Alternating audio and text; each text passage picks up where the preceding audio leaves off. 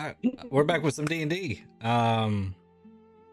Last time on Not Actually Heroes, we finished off the battle with the Warforged, including Huck, his red eyes, against the party. And we had a little bit of a snafu where there was an explosion, some equipment got hit, it might have caused a chain reaction of some sort. Luckily, Mr. Dain here had just came back just in the nick of time to stop it from really going out of control. And when the party woke up, they were in like recovery rooms. Everybody was healed, luckily, and they were able to ask Dain some questions. From that, quite a bit of information was divulged. Maybe there's more that could be divulged. Not sure. There's a lot kind of hovering out here, so a lot to resolve here. But Dain said the more pressing matter was their friend Huck, and that he thinks that they need to deal with what is happening with Huck. He has an idea. He has this obelisk, and he thinks if they put Huck in front of this obelisk, that it will draw out whatever bad thing keeps happening to him. So they came to this blast room, which, as they were going down the hallway, looked like one of many. Who knows what's in the other ones? And he's explained the obelisk to them.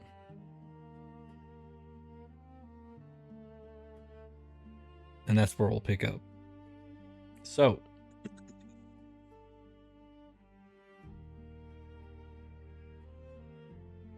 what do you guys think?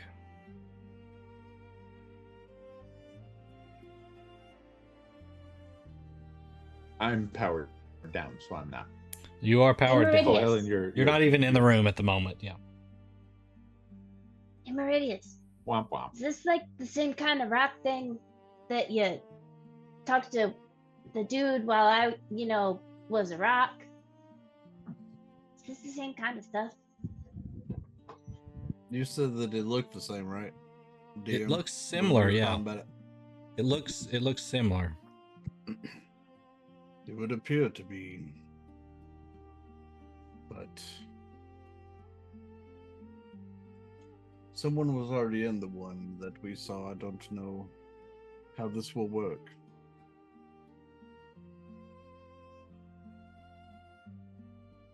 Mm-hmm.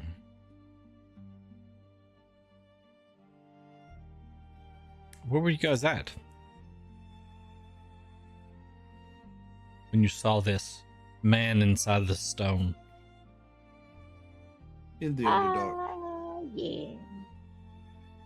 There's kind of a bad encounter with some basilisks. I came out of the other side of it in not the best shape. Near the town of Mornside. Ugh, remind me to never go there. I mean, it was pretty cool. There was a joke contest at a festival in town.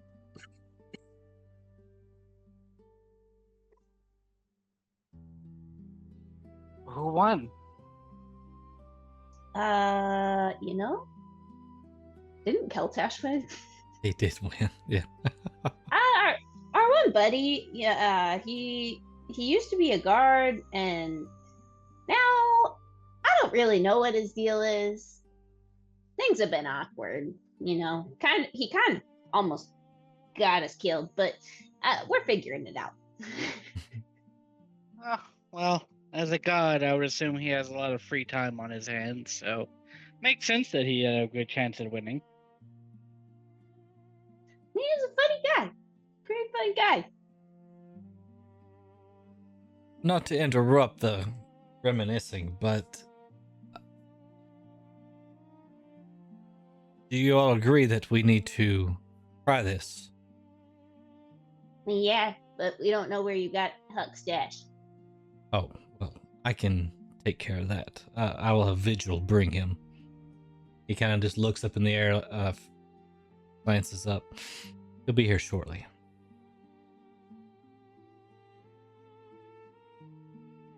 Oh shit! Did you finally Creepy. get that like mind link thing for the bots linked up? Did you finally get that to work, man? I never could figure that thing out. Yeah, it just took some time and effort. So,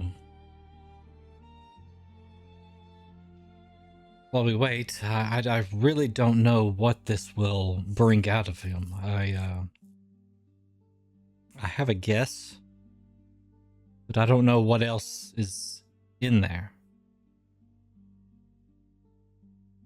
Oh, we've wondered that for a while.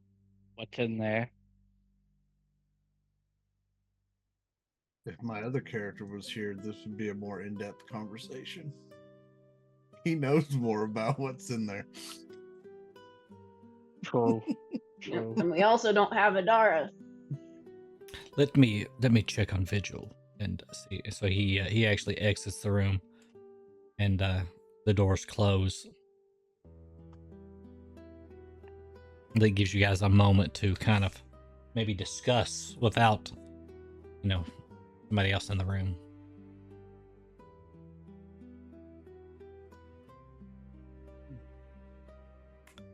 I Like, do don't you guys know what trust this will him? do. Not really, no. I mean, I don't his know. He has story nice makes eyes, sense. so I kind of trust him.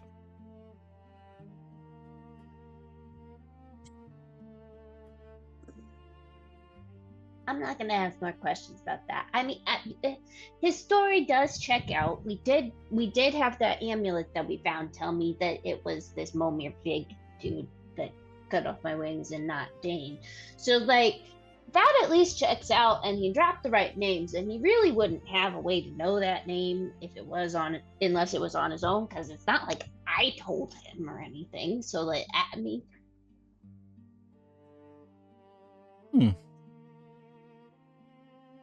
Hey, What if he can read your mind? are you guys doing this? You guys turn around to see like some sparks kind of happening in the middle of the room here, back behind Keeley, and all of a sudden this portal opens up, That's new. and a red tiefling comes walking through, looking very confused. Through the portal in the background, it kind of looks like some type of establishment, some type of business in the background. Hard to see past him there. But Glenn Diesel, I'll let you introduce your character. Okay, so like he said, you see this very well-dressed red-skinned tiefling come through this portal, and he's holding a container in his hand. And he looks around the room and then looks back at you all and goes, did anyone here order the soup? What type of soup? I did.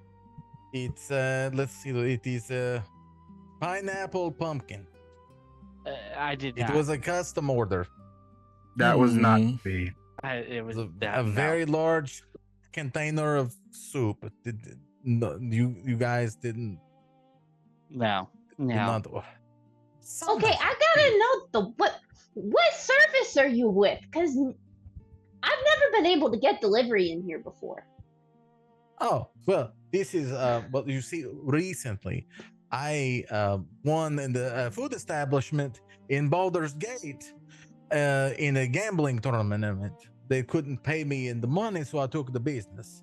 But it's a very popular soup store, and so I've been trying to run it. And my normal delivery person is very good at working, all the portals and going to poof, and delivering the soups. but they were out today, and I didn't want them to lose money or anything. So I figured I could do their orders, and I would just give them their tips and stuff that I earned. That way, they're not out any money. Really trying nice. to be That's a really, nice that's guy. really nice of him, I think. Yes, I think so. I think so. Also, hello, how are you doing? I'm fine. Yes, you are. Oh, Andros, don't hit on Keely! We've already been through this with one of my young innocent characters. If you don't want the soup, ma'am, I'm sure there's other things that I have that would be, wanted or needed by someone like you.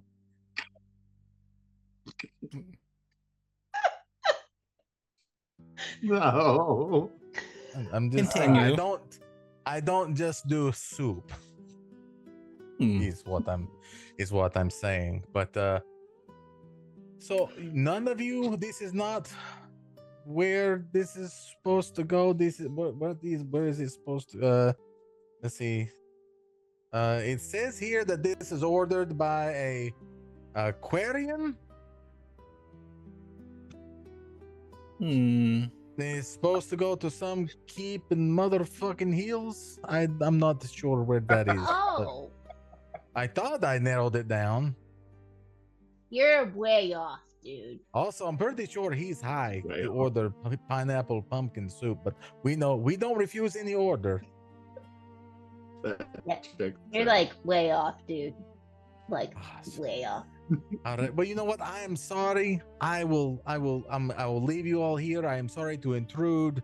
I was just trying to deliver soup. You all have a nice day. And then he turns around to go back through the portal, and the portal is gone.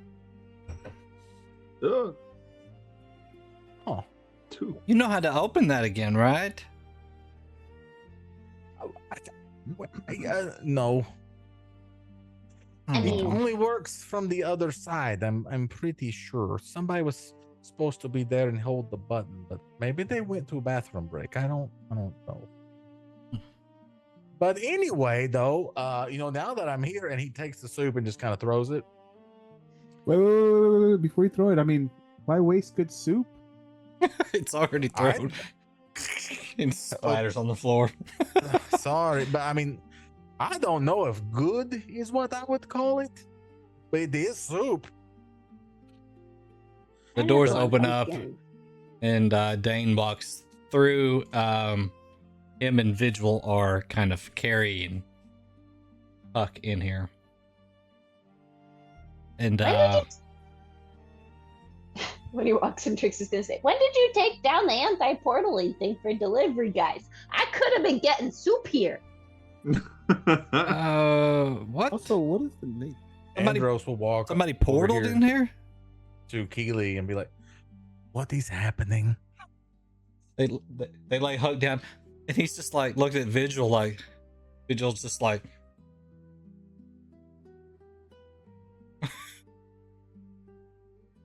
I believe that was you, Master Dain. Did I forget to turn it back on after I left the last time? Okay. So I had it turned off so I could get to the ethereal plane where I needed to get these crystals. Whatever.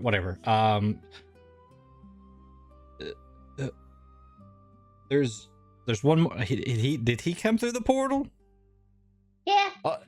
Me. Yes, I came through the portal. I was trying to deliver soup You look from my soup store. You look oddly Amazing, I know. familiar. He gets that a lot. Having like deja really? vu. I mean, I do make a memory a lot of times when I meet people. Have we met? Maybe I do not remember you. Usually, I'm very good at the faces or chests or butts or things, identifying marks. We'll come back to this. And he turns around and starts looking at Huck, like looks over at Vigil and says, "I don't know. thought something would be happening by now. Maybe if we... Yeah, exactly. Let's go check that real quick. Okay, we'll be right back. And they leave out the door. They just leave Huck there. Yep, they leave Huck there and they go out the door. Oh, Trix was just gonna watch and see where whatever power switch they hit was. I think so we that should she would bolt. know. I think we should take Huck and bolt. What? And a few moments pass. The obelisk starts to kind of pulse. This purple kind of glow to it. And you see Huck's body start to kind of pulse with it.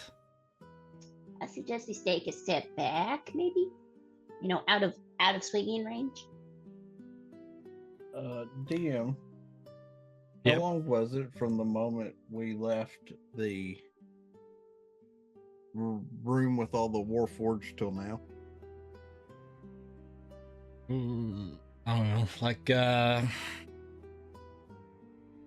20 minutes probably, or 15, 20 minutes. I was just checking to see if my pearl was still active. Adara's like, let me get Dain, and she walks over to the door, and right before she gets to the door, you guys start to see it's almost like the floors start to kind of wave a bit. You kind of just feel yourself kind of like you're on a ship. What the hell's wrong with you guys? Oh God! Forget how to stand? Adara kind of stops where she's at, and as that happens, you guys see two figures appear in the room near where Huck's body is. Womp womp.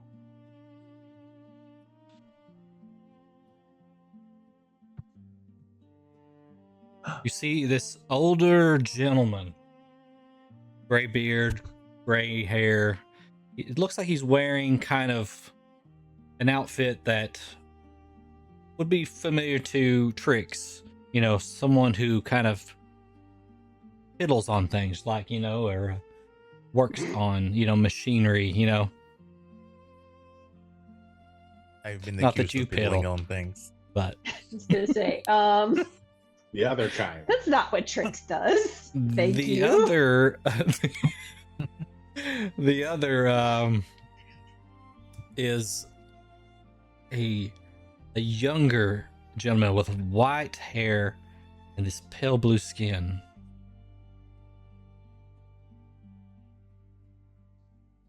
They're just kind of standing there, like looking around, not sure what is going on. Hey, Yeah, Redman. right. Are these the soup guys too? Are these with you? I do not know who these guys are, but I think I slept with one of the blue people once. Wow, that's all you remember about her. That's fine. She wasn't in your party or anything. So, Russ, Yes. you would know the gentleman on the right. Okay? Yes. You know him? Yes. Okay. Well, I've never seen that character's development, Right. but is it my old It is. my Yes. old okay. So, if you want to play him, Oh, feel free. And I will play this other gentleman for now.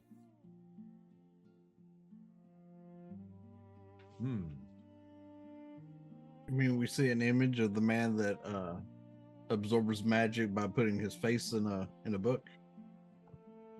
You see an old gentleman. You're not sure which one of these or any other that may still appear. Well, no, I was talking about just Buck to Russ. Is like, this is the man that Huck mirrors every time he reads a book. Diz, do you and I, do we know each other in this circumstance here? We kind of look over did at we each just other, hear- and it's like we know everything about each other, but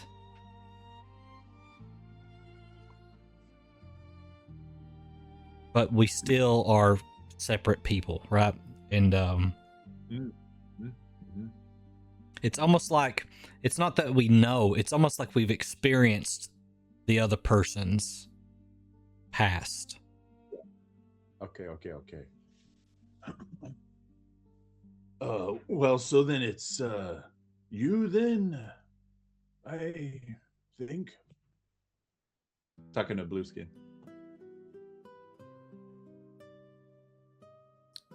It is me, yes. Where are we? That's a good question. I think I know you. I might know somebody, but so many of you in here, I don't really know what exactly is going on. And I'm looking at Meridius when I say that. As I look at them, DM, do I see an orb floating around them like I did with Huck? Not so much. What you see almost is not an orb floating around, but you see that color emanating from each person. Okay. So which color's which? So, if I remember, there was a blue, right? A blue, a gold, and a purple. So a blue, the of course the guy on the left, there is a blue glow about him. There's a gold one from the older gentleman, and you still see like a purple kind of faint glow from Huck's body.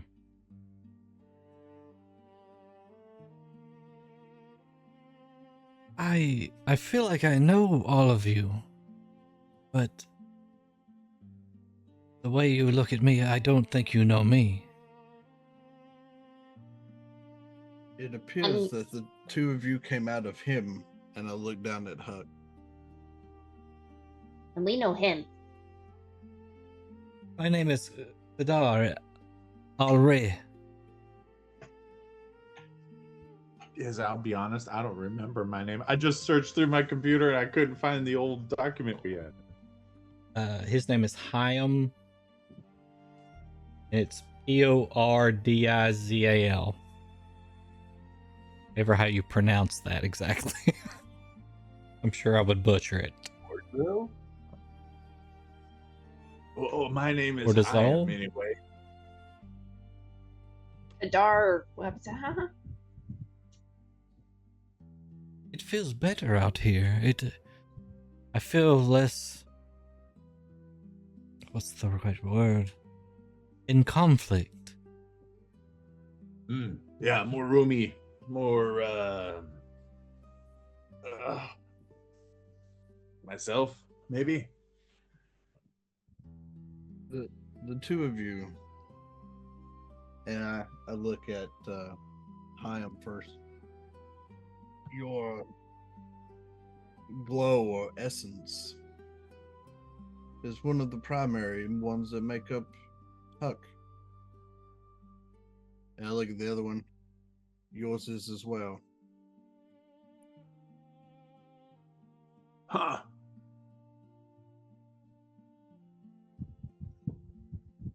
Vidar looks down Well. at Huck's body. Strange. Feels like I'm away from home and escaped from a prison at the same time.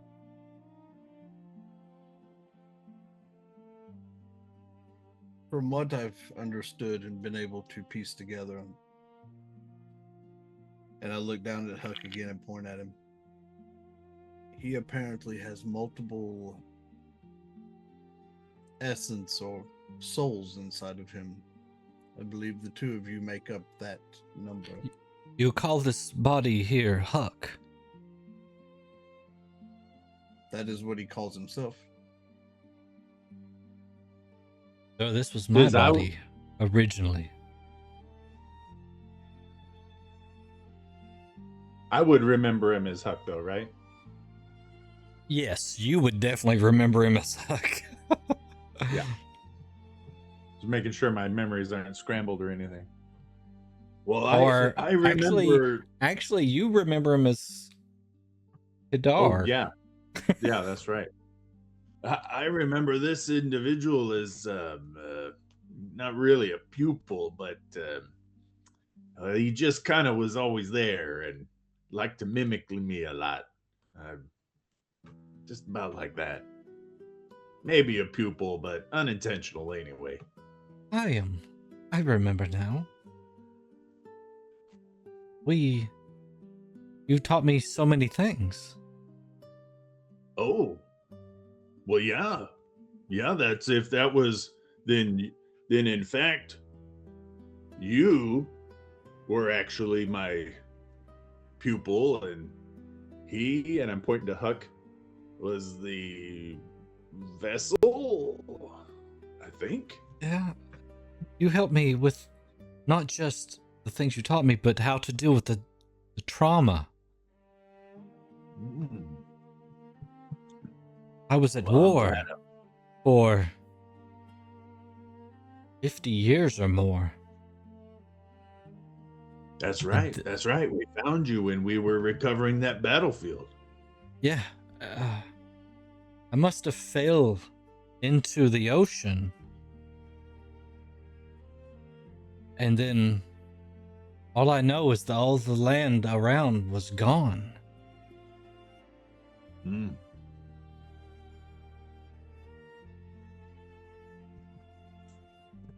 Funny. Fascinating. The Wait. one on the floor between the two of you. He acts, and I turn to him. He acts your age, but with your innocence. As I look at the other, until something inside of him flips, and then he becomes angry and You destructive. see Hidar step back a little. That is the one that did all of those horrible things. Mm. While I had to watch.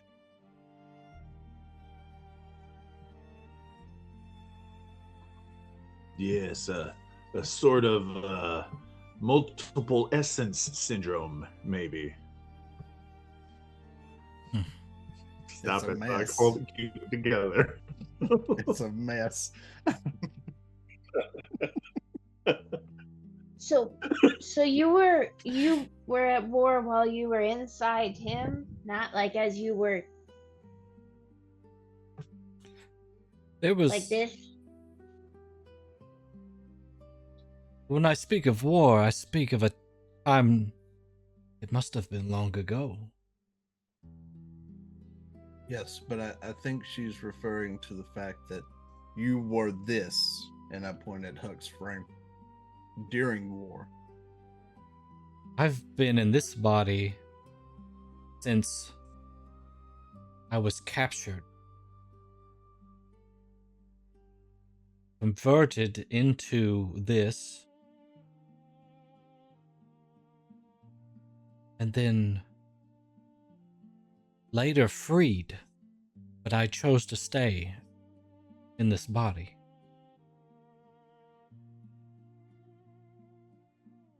That would make sense if memory serves me right. Does that initial war that Huck's body was made for, it lasted a long time, right? Yeah, it was.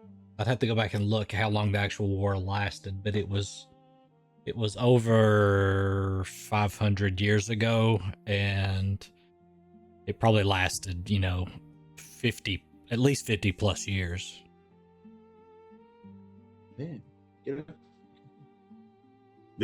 was a long road. This Warforged would have been created long before even the particular battle where we recovered the remains of this Warforged would have been a long time ago. Depending on what year it is now, even. All I don't remember is know. that you were about to pass from this world, and I didn't want you to go. Didn't Hearing intend about that, to I'm like, oh. trap you with me.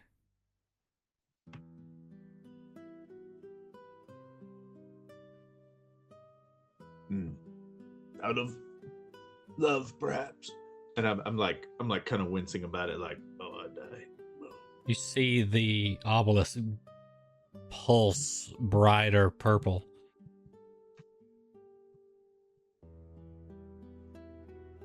Again, a ripple kind of comes like across the room. Just everybody kind of just feels themselves kind of uneasy.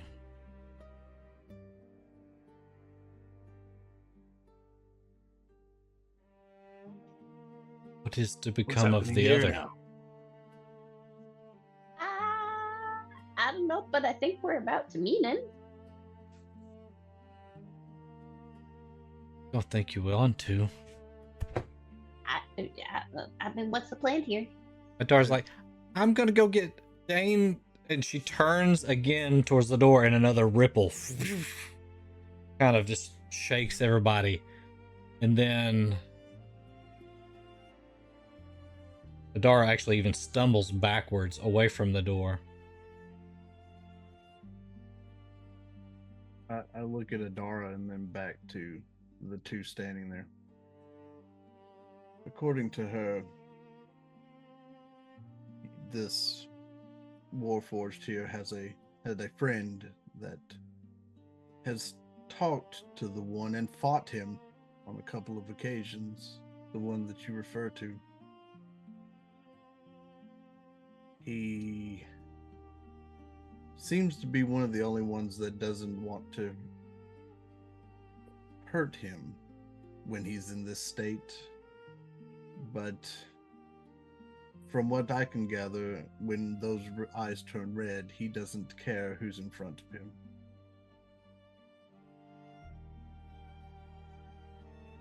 The obelisk then swells again with this purple color.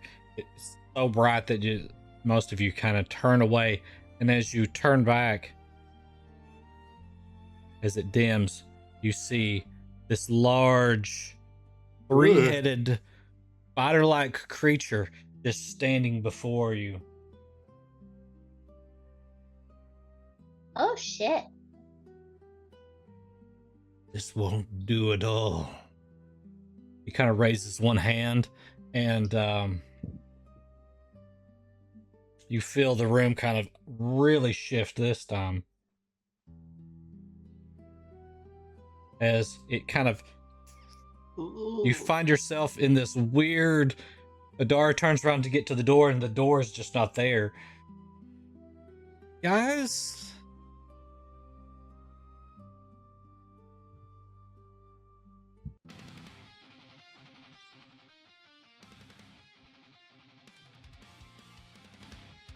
Well, shit. Oh God, are we in hell? You two.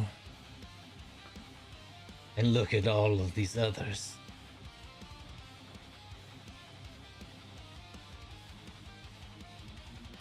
It would be good to deal with all of you at once. Then I can get back to what I was doing. This monster looks like it would have this guitar riff playing when it enters. It's not so much speaking though, it's in your heads that you're hearing this. Guys, my bubble isn't big enough to hold him like this. I recognize this, As Malice. Trix pulls a gun.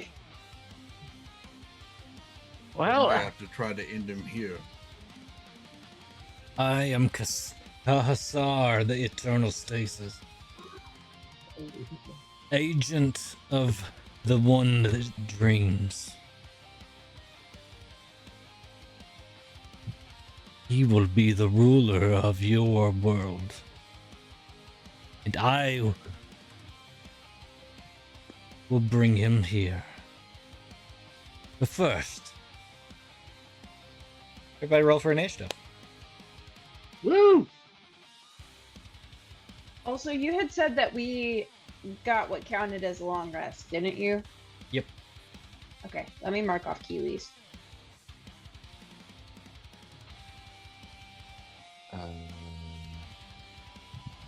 Gotta remember. how Considering to she's a do little that. squishy red.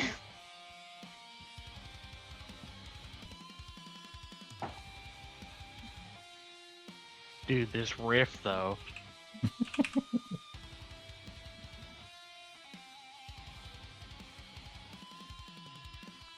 Oh wait, it just adds me a 0?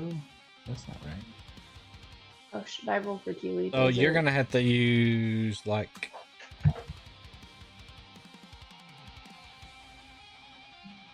you're gonna have to click on Huck when you do the add the turn. Oh. Oh wait. Did I? No, I didn't. Or if you want to tell me what you roll, I'll just add you in here. It was a Oh, where did it go? Just now. Game log. I see you want me to run Keely days? Because I can't. Do what? I've rolled want me to 4. I run? just haven't added. Okay. Also, Diz Stanasi would go before Meridius. Okay. 1 minute ago. Need Adara. Does somebody want to play Adara? Someone want to play Hjalrim? I want to go after Meridius. Why do you get to decide? And I go Judgy because says he you're- rolled 1 billion because, on initiative. Because Stanasi has a higher dex than I do. Do I? Yep. Sure about that? Yep. Do I? Do I? Did three? Okay. Why did You say so, three Fish Daddy. D20s just fly Okay. across? Fish Daddy! Your dex is 15, mine's 12. Bird.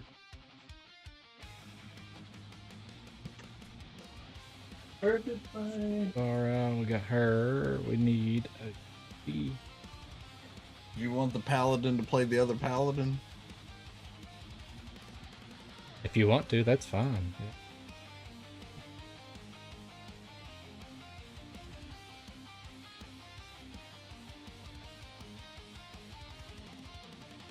Of course, I roll better for him. What is going on here? Can't see that. There's the Keely. Keely has a +2, so the 9 for her. Hjalrim got a dirty 20. I just can't put it in on his. 30-20. Okay. Yep.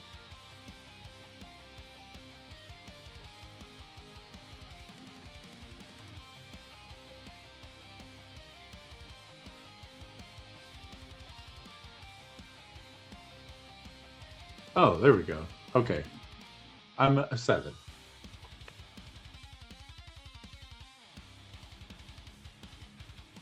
Seven. For Hyam. Yeah. Although Well, it would hi, put me down as Huck, but yeah, there you go. Yeah, I'll just take out Huck there. I've got a Hyam in there, so I need Kadar.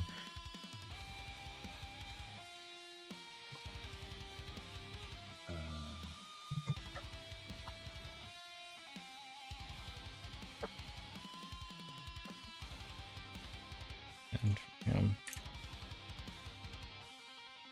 Okay, do we have everybody? Do we have Adara?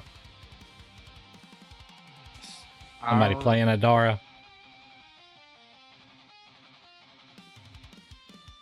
I do not see Adara. I know you rolled initiative for Keely. Do you want me to play Keely or are you playing Keely? Doesn't matter. You can play Keely. That's fine. Okay. Who's playing Adara? Any tigers? Okay. I can play her. So she has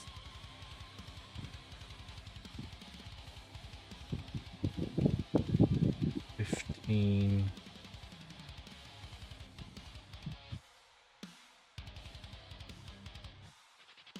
So.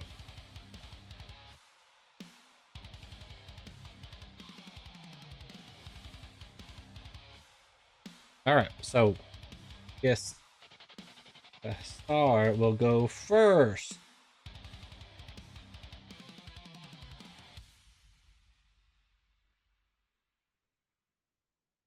So you feel like this reverberation through the room,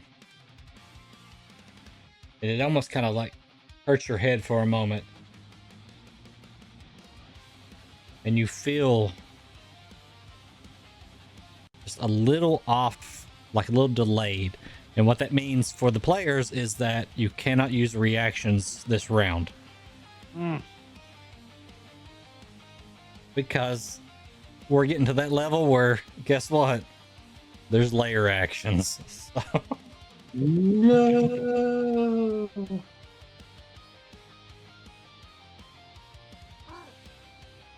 All right.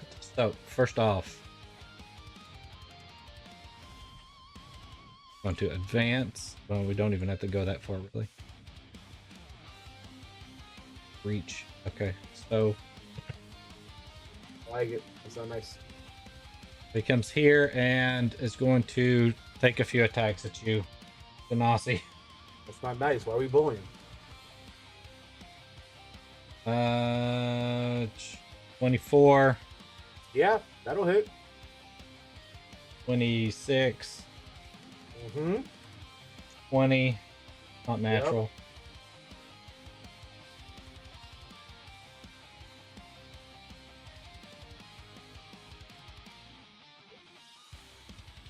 And a 24. Okay. Fantastic. Yep.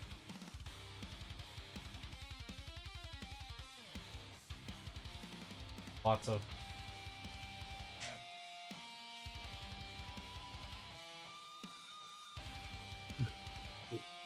Did he say he didn't Did have you enough just say dice? Is that what he said? Where's I need more dice? Okay. That's, You know, that's you know, the most there's, brutal thing I've ever heard. there's, If there's any could just time told when me a not to show up. Stenasi poop could, do some good right now. He changed the rules. I can't just roll a 1 now. I have to. It has to be like randomly now, like for real random generated.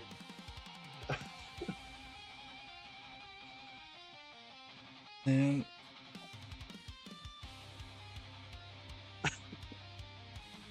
okay, that's 39 damage for the first 3 swings. Oh, Each or total? Total. Okay. All right. We're good. And then the 4th swing.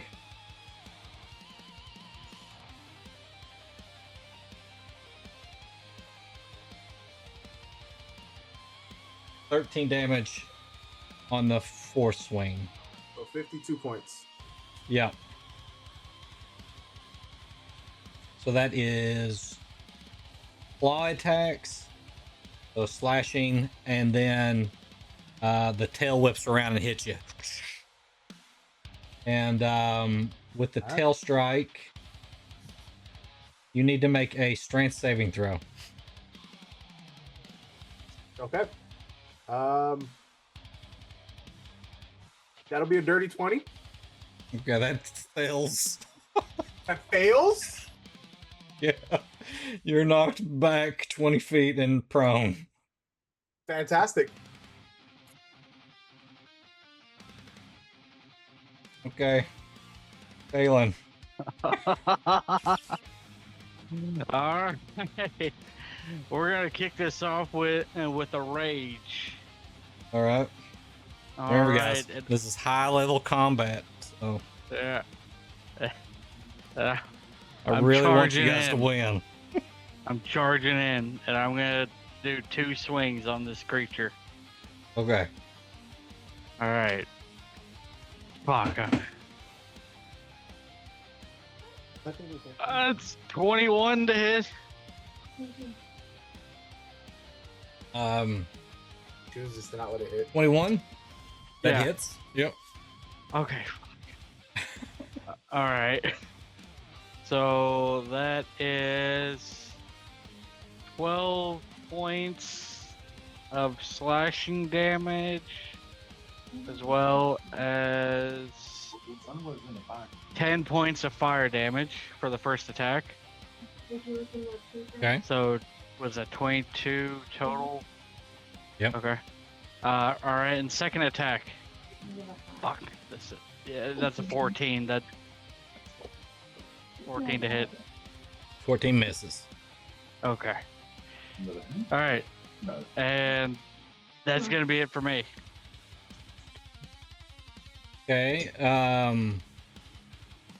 At the end of your turn, he's going to use a legendary action to he basically kind of just looks over in the direction of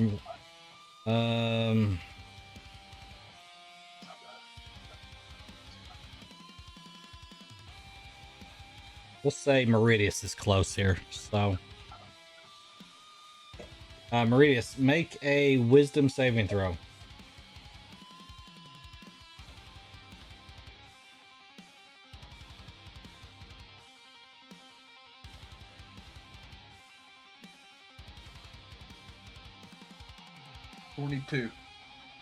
Okay, that's a save, so you take half. So you'll take 10 points of psychic damage as it just kind of hits you. It's like a headache, just splitting. Okay. Hjalrim's turn. Okay. So we're going to have him. It's going to be a two-part thing. I can't move him, so have him move right here. Okay. And he's going to reach down and touch Stanasi and cast a 3rd level Cure Wounds. Okay. So Maximum, so. right, so 29 points of healing to Stanasi. And then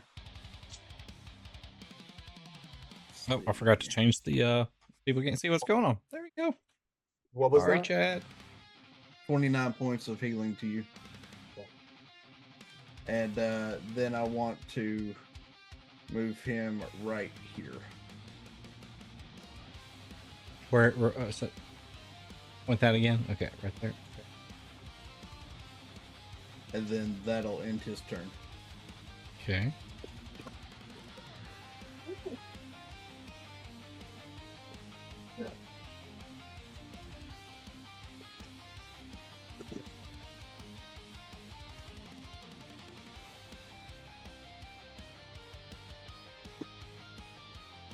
If you try to message me right now on Discord, you'll have to like holler at me because I'm managing like so many different characters at once. I won't see the message. Speaking of managing characters, Diz, do I just go off of Huck's Yes. character sheet Yeah. for? Yeah. Yeah, that's Huck's skill set that he's been using has been Iam's skills. Yeah. So it's Adara's turn. So on Adara's turn,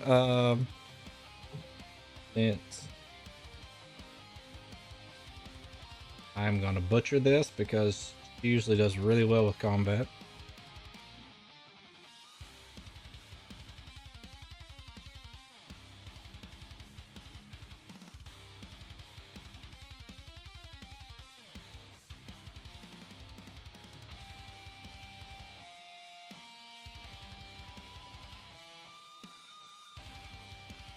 I should probably try that one. So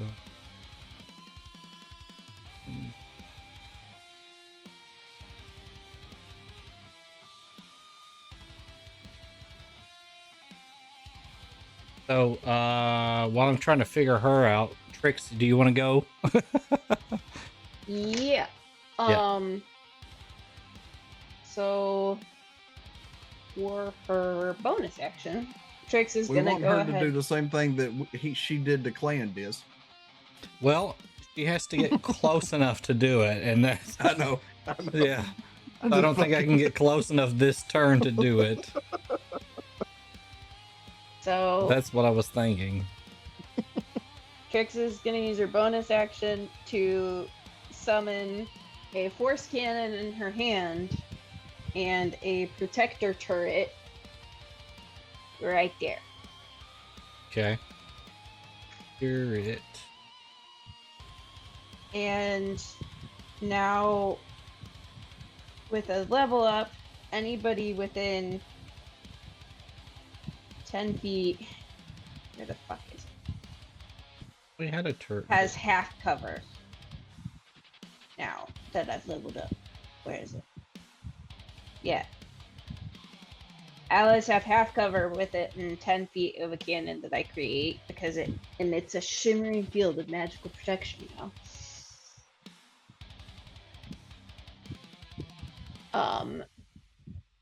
So that, and with that, she can go ahead and activate them as she summons them. So.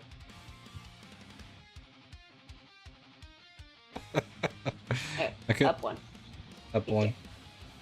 Yeah. So basically, everybody in this little circle right here now has half cover. And when she summons them, she can activate them. So. How many did you summon? Both? Yes, 2. Where's the other one? Well, the other one's in her hand. Oh, other in her hand. Okay, gotcha. Yeah, that one's freestanding. The other one she's got in handheld mode. Okay. And this one has an aura that people within get half cover. What's the range? 10 feet. Is that turret from Portal? It is, yes.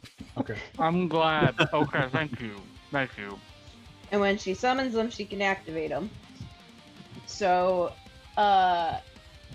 everybody within 10 feet of the turret gets temporary hit points. Do you want me to roll for this, or are we doing it with the max healing moves? You can give it max, yeah. Okay, so 13 temporary hit points to everybody within 10 feet of it. Does it have hit points? Yes, it does. Okay. 75.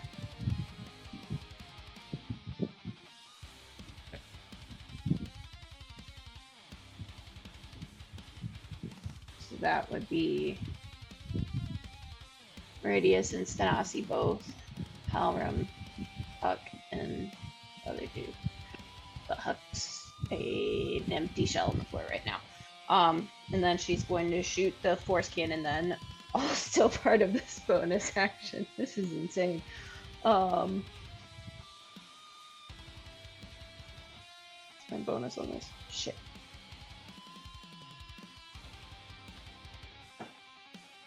That's not going to hit. Not a chance. It is. Oh wait, maybe 15? 15? No. It was better than I expected it to be. And then for her action, then she's just gonna let off a firebolt at it. Okay.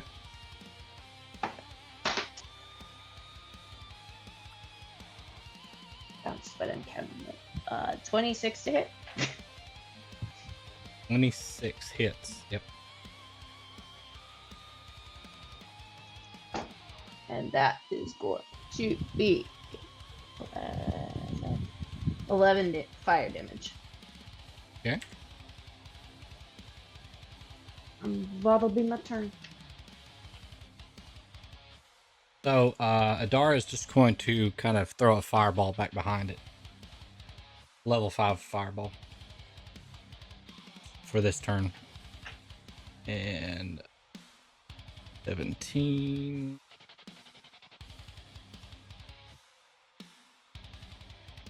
Saves. That is ND6.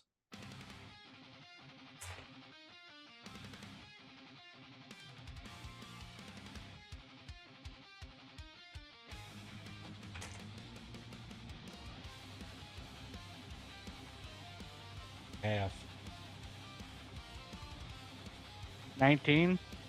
19.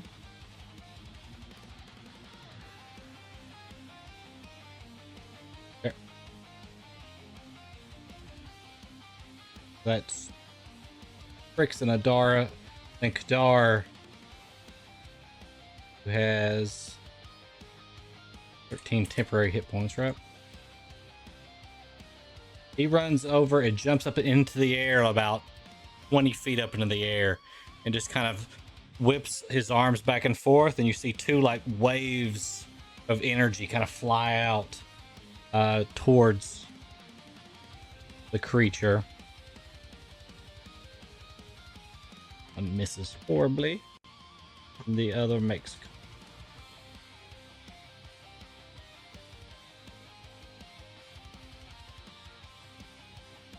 Okay.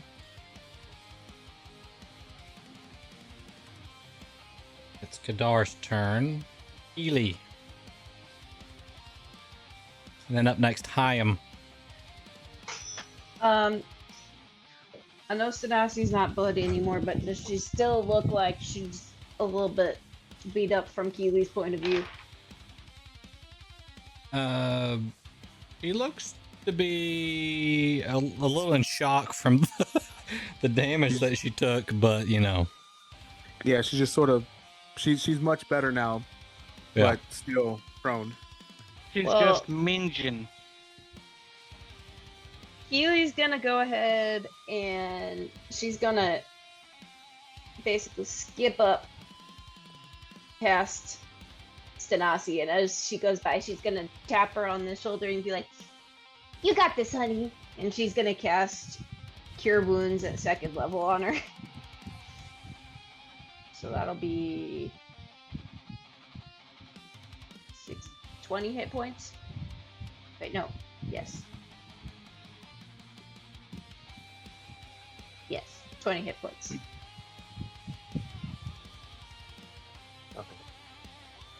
So that is her action, and then for bonus action, she's going to pull her club off her back and just knock it on her wooden shield like she always does as she casts Shillelagh, and kind of just positions herself in front of Stanasi to defend her.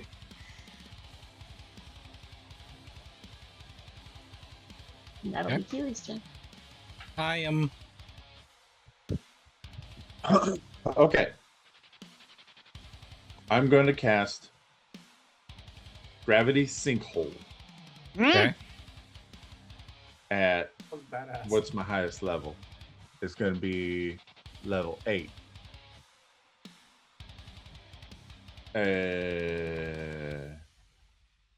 Wait. Did that just roll anything? It's supposed to roll something, right?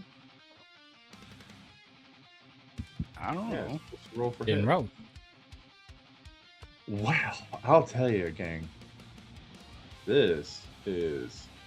It's not for it to hit, Russ. They got to make a save. Oh, Oh, is it save? oh yeah, you're right about that. Yeah, you're absolutely right about that. See how long it's been, cat. Okay, so you have to roll a Constitution saving throw, and just so we're clear, it's a 20-foot sphere, even in the air. So I'm going to Okay. cast it. I believe a sphere would be on the intersection of lines, right? Not in the middle of a square. Yes. So I'm going to cast it right here, so that it does not affect Galen. any of our team. Oh, thank you. And it would be up. I don't think that it'll actually pull the creature up, but Right. it does have some force there. He rolled a 24. Is it like half damage or anything? Let's see here. On a failed save, blah blah blah blah blah. On a successful save, creature takes half as much damage and is not pulled. Okay, so I need to roll all this. What's half of 57? 25 and 4, 29. Okay. Because we round that's up. it then. 29? Yeah. Okay. Yeah. Okay, okay. Yeah. Look at that. I can finally use attacks and shit. Okay, well, I get one action, so there you go. And you said we can't use reactions, right? Can't use reactions this round, yep. Oh, that's fine. I done. Thank you. All right, Stanasi. All right, so first I have to get up, right? Yep. Okay, so I'm gonna get up. And I can't make an attack the same time that I get up. Is that right? It halves your movement when you stand up. Okay, That's all it so I does. can still- Okay, gotcha. So then I have 30 movement. I'm gonna pat. Why is that into it now? Huey. Thank you so much. I'm gonna pat Huey on the back and say thank you, old chum. Oh my goodness! And then I'm gonna move, I guess 15 feet to the right, or to the left. 1, 2, 3, and then I'm going to cast.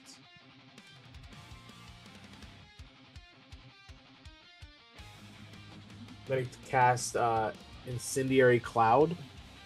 Yeah. I'm going to aim it because it's a 20-foot radius as well. I'm going to aim it. All right.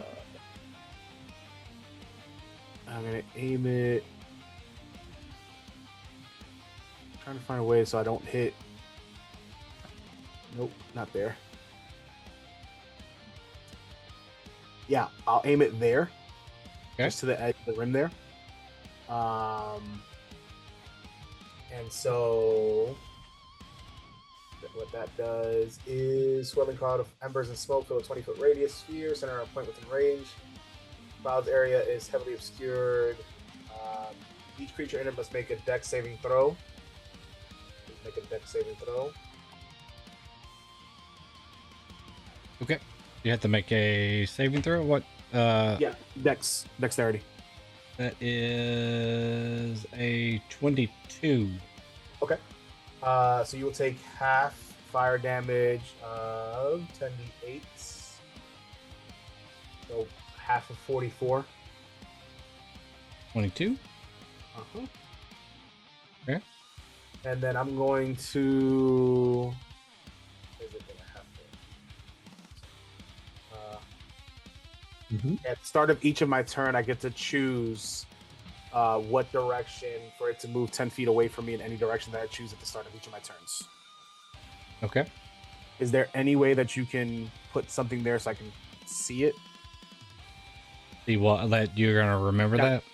Yeah. I can put like a purple dot on you. Well, no, I meant more so like. Oh, so the incendiary cloud, that's what you're saying. Yeah. The It incendiary stays cloud. I there, can- sorry. Yeah. So at the start. So of it's every- concentration though, so you have concentration up. So let's see, do we have a circle? Let's see. Yeah, I just want to be able to track how I move it across. So I try to avoid any of my teammates. It's an ellipsis. That works. That about it? Yeah, just let me throw the fucking sun at it.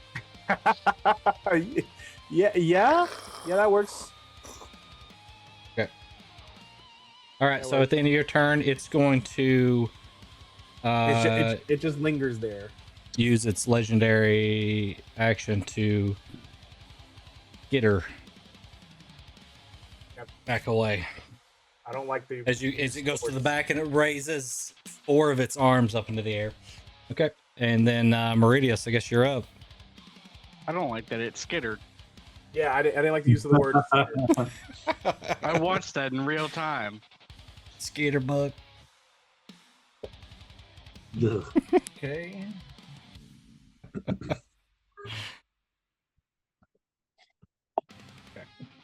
So I'm going to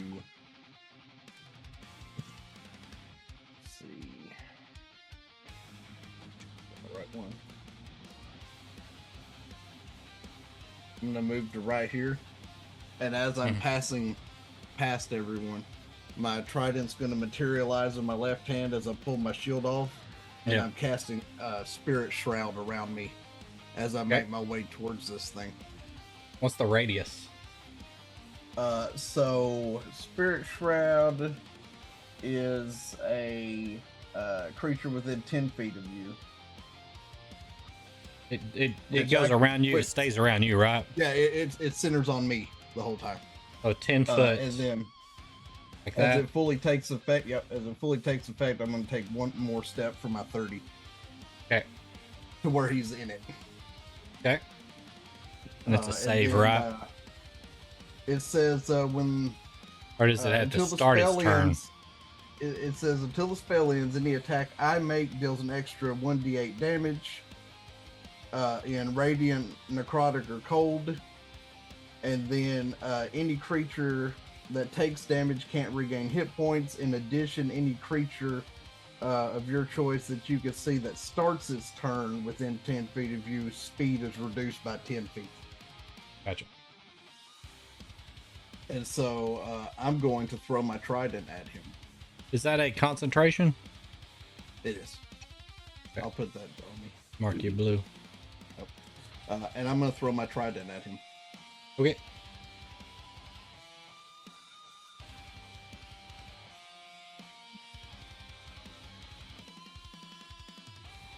That is a 21 to hit. 21 hits. Okay.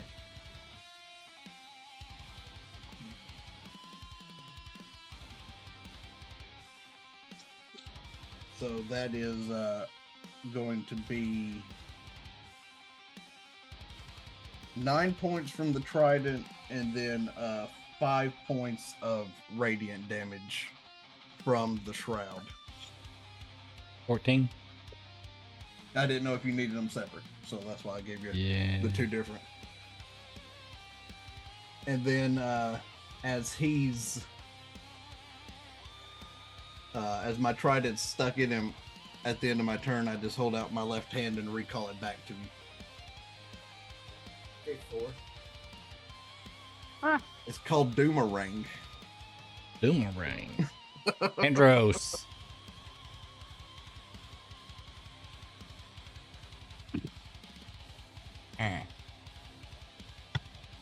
So, how does this work again? You roll dice and kill things, preferably the enemy. That seems a little. So, is question. Yep. Question. Could I, for one, who cast the sun? Stanasi? Is it like delayed fireball or something? No, we've already seen that. No, it's incendiary cloud. Okay. All right. Cool. So if I cast fireball out in this nether, does that count? Yeah. It does. Okay. You'll find out. Damn it, man. Fine. You know what? I'll just cast Eldritch Blast. Okay. Also, what's the little robo dude down here doing? Oh, he's talking about telling you about the cake is a lie, and he's a turret. Does look like He actually is a turret. Yep, that's all right. Cool. So I will Eldritch Blast, Tall, Dark, and Skittering. Yeah. Nice. Let's see. Let me blow the dust off this thing. Okay. Cool. D10. What does that? I think that's you. Yep, it's you. Okay. So I get 3 blasts. First blast. That would be a 17 to hit. 17 misses. Fuck that guy. Okay, that is a 20 to hit. 20 hits. Okay, second. Okay, and the final one is 21 to hit. So that hits. Right. Yes. Okay. So let's see. Okay, so 2 damages. So first damage is 3. And second damage is 10. Okay. So 13 damage. Excellent damage this round. Yep. Thank you. Thank you. Appreciate it. All I right. would have done more, but you didn't. But you was like, you find out, and I don't like finding out like that. Plan didn't want to play the fuck around and find out game. This early. Maybe next turn. Right, this early. You didn't want to find out this early. Exactly. Got to blow the dust off of it first. Got ring rust. All right, and that will end my turn. Okay. So, start of round 2. All right. This round, you feel a little less delayed, so your reactions come back, but a wave kind of blasts out, and all the spells that are up drop. Oh, devious.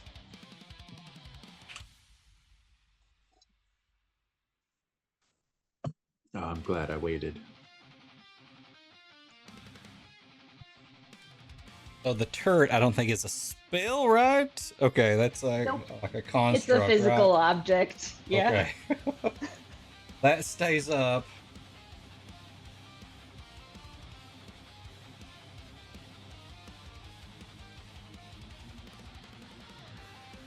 All right, and thing turns and it's 3 heads down at Meridius. I'm right where I need to be, sir.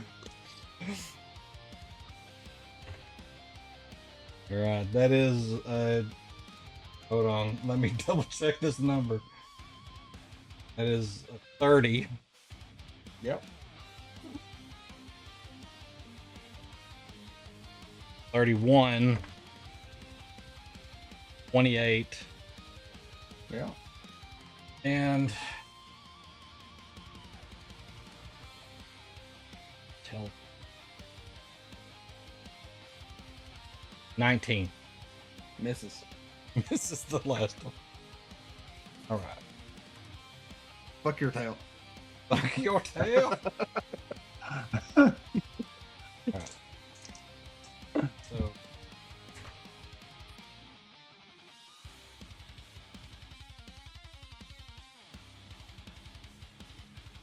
Okay, that is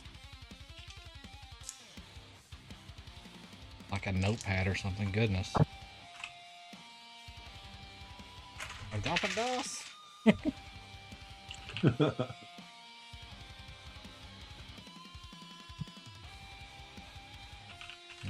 All right. Keep track of all this damage. This turn.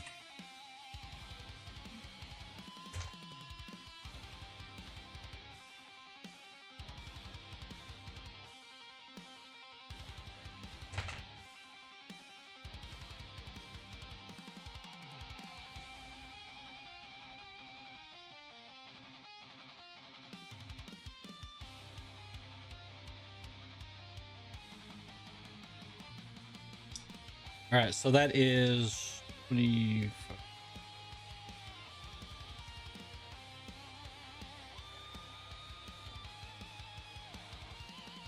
63 points of slashing damage.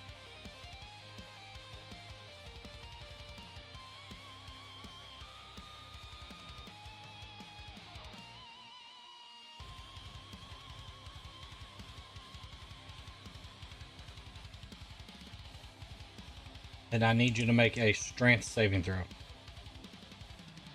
Actually, no, you don't. You don't make that because the tail missed. Has it been more than 12 hours since we got our boost thingy from the forge room?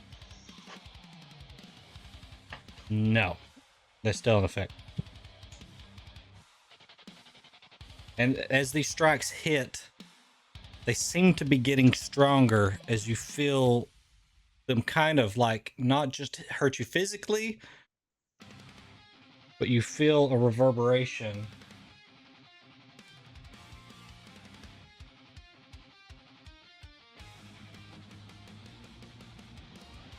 $27 points of psychic damage on top of that. So, Buck, you would still be resistant to physical damage, though. Right. Yeah, I've been taking that into account. So you kind of get the idea that he is getting stronger the longer he facing you.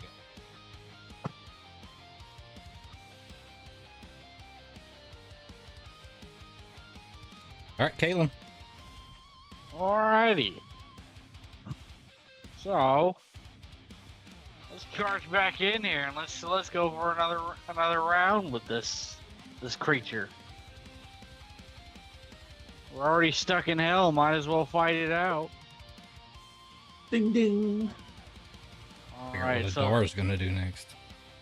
so the first attack is a 26 to hit. 26 hits. Yep. Okay, so that will be 11 points of slashing damage and 3 points of fire damage for the first attack. And the second one, that is a nat 20, baby. Damn. All right. All right. So what was your roll on crits? It's max plus you roll the damage. Okay. Okay, so it was 4d6 plus 3. It's 20, so that'd be 27 plus. Fuck, I didn't see what I rolled. Hold on. 27 plus 13. So 40 points 40? of slashing damage and 7 points of fire damage. So 47 damage total for that one. Okay. And that's gonna be it for me.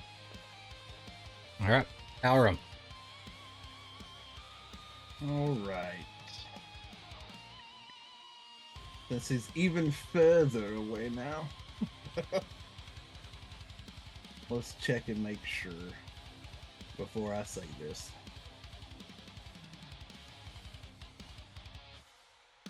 Okay. So from this distance, we're gonna fire off some Eldritch blasts at him and hopefully do better than Andros did. Rude. Hope you nat one and shoot yourself.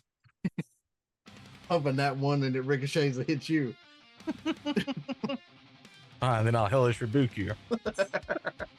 Why is there fighting the backfield between the warlocks?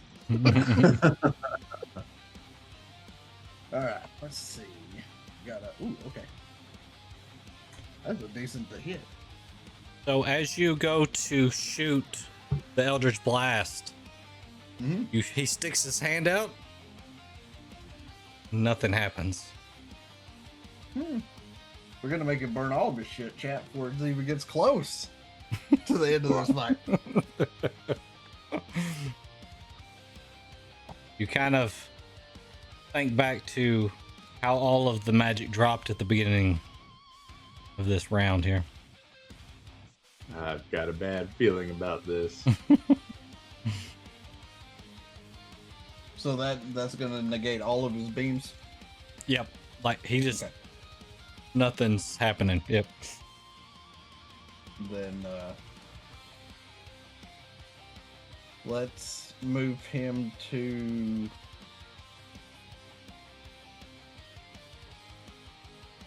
right here beside Huck. Okay. And that'll end his turn. So at the end of Hjalrim's turn, this thing Try a bit of chitter. uses a legendary action to jump. Not provoke it. It prevents the opportunity attack, so it jumps way up in the air and comes landing down on Adara and Hjalrim. No. So I need each of them to roll a dexterity saving throw as you see this thing coming down at you guys. Eat the leg. Oh, I definitely rolled a 12.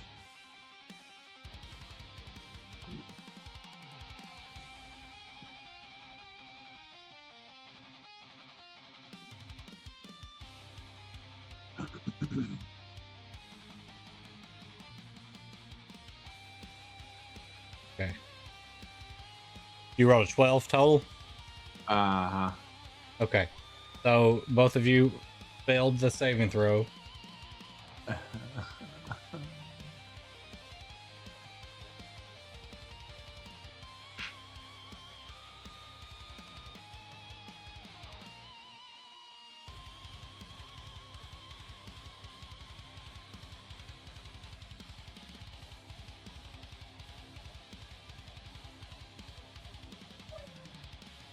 So each of you take 39 bludgeoning damage and are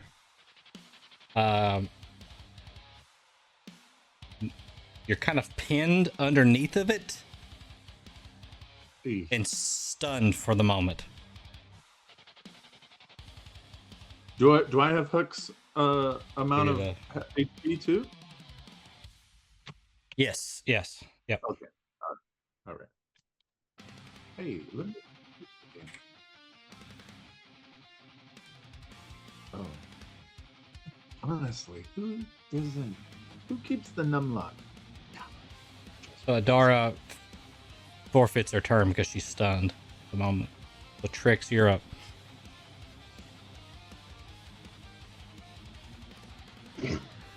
Okay, dokie. I'm gonna guess that Trix would have the intelligence to see Hjalrim's spell fizzle and realize, this might not work. Since she was kind of behind him. Your call. Yeah, I would think so.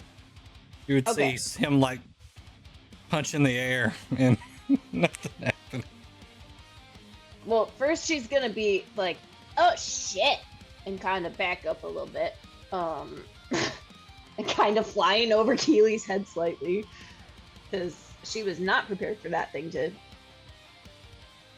show up right next to her. And then she is going to, for her action, just pull her regular revolver out and shoot So at as it. you move away, it's going to take its reaction and just whip its tail at you. Good. That is a dirty 20.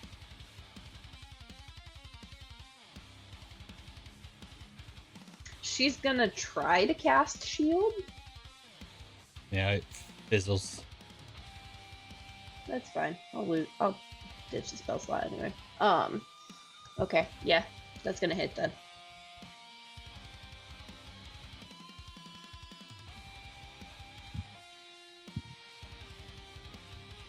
Oh wait, does that include her half cover?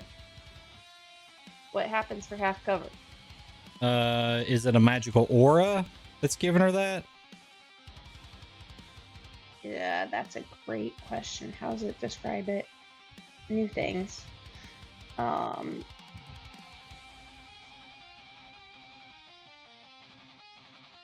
A shimmering field of magical protection that the cannon emits. I would say it's negated at the moment. Yeah. Damn. Okay. Yeah. That's 22 points. Oh, sorry, not 22. 29 points slashing damage, and you need to make a strength saving throw. So 29 had. Do we round down or up? Up. We ran everything up for simplicity. And then you said what kind of save? Strength. Strength. Shit. It's rude to pick the stats I suck at. It's fine. This is what the armor's for. Or wait, yes. Because guess what? Trix gets a fat goose egg to her strength saving throws. And she's going to go ahead and expend a charge on her armor to add her intelligence modifier to this. But it's probably still going to fail because that is a 14. Yep. Yes. Yeah. So you're knocked back 20 feet and prone, but it's still your turn. So you're probably going to get back up anyway, right? So I just won't mark you prone. Yeah, and It she's kind of going to just be... whipped you out of there and you just go sliding across the ground. All right, that is poor manners, and she's just gonna pew pew. Okay. Okay, wait. She would have moved like. How much movement would you say she has left? She didn't move. She started to move and he attacked. So you have half of your movement. So whatever that is, Okay. 15 So feet or whatever. Yep. She's gonna move back within 10 feet of the cannon. Okay. And then she's going to revolver first. I'm not gonna use that D20 again. That one was angry. Motherfucker! It's a 16. It miss. That misses. And then force cannon as part of her bonus action. That one's a 23. That one hits. 88.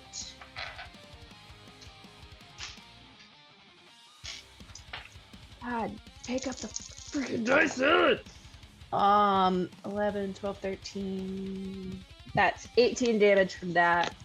And then she also is gonna send a pulse out from the protector cannon to give 13 temporary hit points to anybody who doesn't already have them. That magic effect doesn't happen. That doesn't work. Damn. Yep. Also, the thing you tried to do with your armor wouldn't have worked either, but, you know, moot point. It's fine. Everything's fine. It Oh, the force shot went off. So that's good at least. All right. On Kadar's turn, he tries to do his, like, arm wave things, and he's like, "It's not working," so he kind of doesn't know what to do. So he just will say he skips his turn, trying to figure out what's going on. Keely. And then Hjalrim.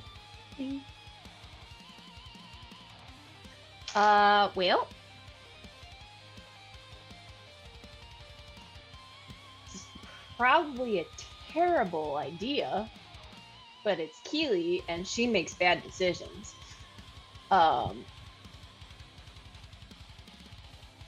Shit, wild shape's not her fungal form or whatever is a full action, isn't it? Damn it.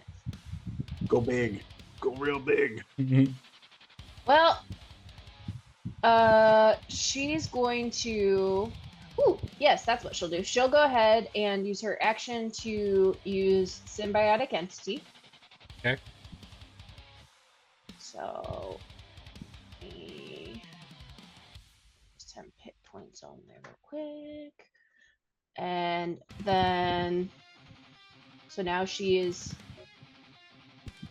and she moves towards, well, she's not gonna move towards the creature. You see just this kind of aura of spores flying around her, and there's the smell of damp decay in the air just coming off of Keely. And then for her bonus action, she is going to use spreading spores, and she is going to hurl spores up to 30 feet away, where they swirl in a 10-foot cube for 1 minute. So we have to ask, is this magic? I mean, she's throwing mushroom spores. I don't know. Do you want to consider that magic? Does it consume a spell slot? No. Is it a it's cantrip? an ability. No. Okay. It's okay. an ability with her wild shape. I think we'll allow it then, probably. It seems organic. Yeah, it's a symbiotic entity feature. Okay. I think that one's okay. Yep. Yeah. So she's going to throw spores towards them, and they're going to swirl in a 10-foot cube. And now, whenever a creature moves into the cube or starts its turn there, it takes Halo Spores damage unless it succeeds on a con save. So where is this cube? It's probably... Give me a second. The cube? Yes, it is cube. Okay. It's a... 10-foot cube. Probably like... Oh, what are you doing? What is this? What is happening? It's spreading from a I don't point, know. a fixed Yeah, point in I the don't know middle what it's doing. instead of the side. Yeah. Yeah, but basically, like, Here we can right draw there-ish. something. Yeah, So and it's saying like, it's only 5 feet is when it it's like here? Is it a 10-foot cube? Yeah. Here, here. So like, Is that where you want it? probably more like Larish. So scooch it over one. Over one? Okay. That's good. I gotta be honest, I have no idea how to erase that. Oh. I can get it. So yeah, she's gonna do that. So what happens with the And spores again? So Does he need to make a save or anything? when he moves into the cube or starts his turn there, he'll take Halo Spores. Well, he'll have to make a con When he save, starts but the turn. right now, Okay, nothing. gotcha. Yeah, starts Gotcha. his turn or moves into it. Yep. So Okay. nothing happens right now. Okay. All right. So I think That's Kiwi's turn. I am, and then up Okay, next to Nasi. I can't remember ever being pinned by a big bad. Is he Yep. like, is something of his body actually touching me to the Yeah, ground? one right of now? its big like legs is like pinning you to the ground. You're actually stunned though, so you won't actually get to do anything this turn, right? Okay. So you're stunned, but Okay. you are kind of restrained as well. His head's it's like you're he's like right on your chest. So Yeah. all right, And I can't like move or manipulate or anything not like that. 'cause not it's this done round that. because you're stunned, right? Okay. So All right. um I got it. My turn then.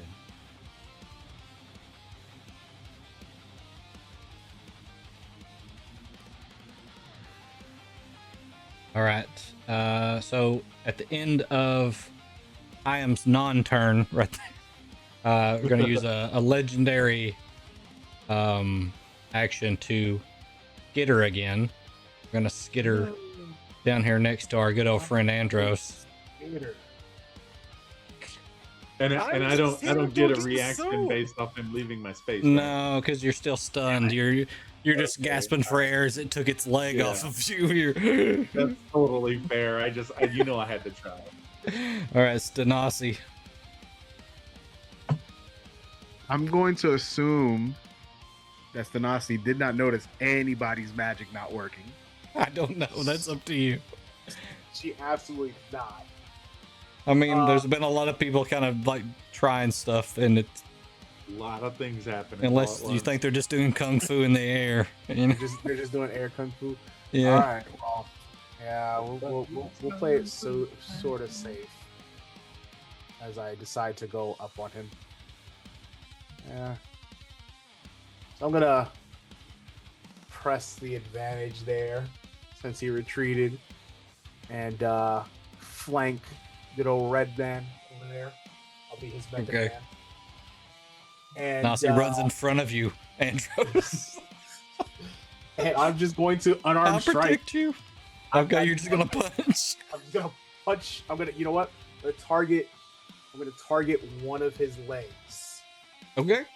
Like I guess I'm assuming it's sort of like a daddy long legs almost. So it's got the one leg sticking out and right coming It's down. got like a little ankle, like a little knee type joint there. It's got like 4 legs on the ground, and it's got like 4 arms, Okay. rough, and a tail, And a like tail. a scorpion-like tail, and 3 heads. Okay. Okay. I don't know why my camera keeps turning off. I am going to. Sweep the leg. No, I'm going to attempt to mount the beast. Okay. You're gonna try to grapple it. Okay. I'm gonna try to grapple it. Yes. Okay. So you're gonna try to grab it first, and then try to climb up it. And then try to climb up and sit like on its back on top of the tail. Okay. Let's start with the grapple. Okay. You're by no means gonna restrain this thing, even if you do grapple it. No, It's no. 4 times your size. So, okay. So you roll an athletics check. Okay. Versus he gets to choose acrobatics or athletics to resist. Okay. Pretty sure he's I rolled gonna a choose athletics. I rolled a 15. Okay. Okay. I rolled a 22. So you go to grab it, and it just kind of shakes the leg, and you just get you're not knocked prone or anything. You're just kind of thrown back to where you were.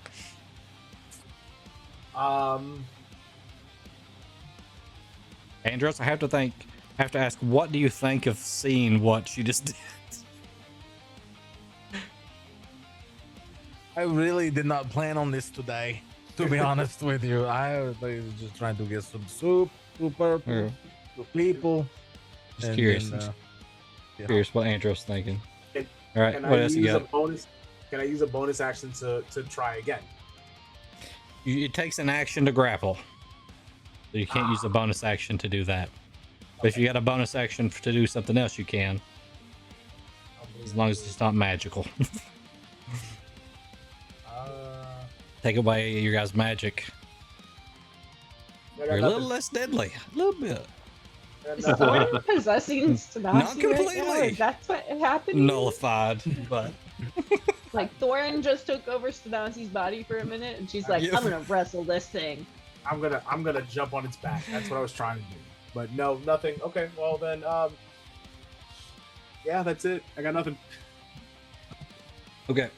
So Meridius. So I'm gonna move down here between these two. Okay. Let's make sure that this will work. Yep. I'm throwing my trident at him again. Okay.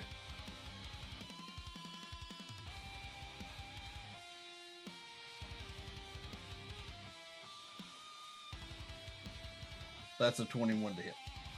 That one hits. Okay. Pleasure. Alright. Thank you. That is 12 points of damage. Okay.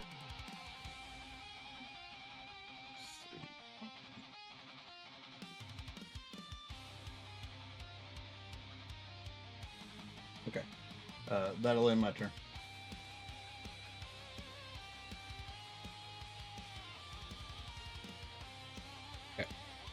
Andros. Well, he's seen magic is nullified apparently, so there goes that idea. Sanasi just got blown off of him, so He wasn't even going to try that idea. Well, maybe if you reverse that, it might work. Reverse blow? I distracted him for you, so you should have advantage on you trying to mount him. Just So Andros is going to shoot this guy with a crossbow. Oh my god! You got a Dude. crossbow? Okay, You let's got see a it. light crossbow. All right, so here we go. Oh god, Jesus, that's a 13 to hit. 13. Dink. Just bounces off of it. This is not my day. Oh, pause it. One of the heads Would you looks like down some at where it soup? hit and just turns its head sideways slightly. Just Yeah. Would you be interested in soup? And that will end his turn. okay. So at the end of this round, let's take a quick break and let everybody go to the bathroom, everything, and then we'll come back and finish this off. Okay. Okay. Okay. All right. You And what guys he really in, like, means is he's going to come back and minutes. finish all of us off. you got it. Wait a minute. Is that Get ready for the next layer I said action. what I said. Coming I up in a said what I moment. said. We'll be back.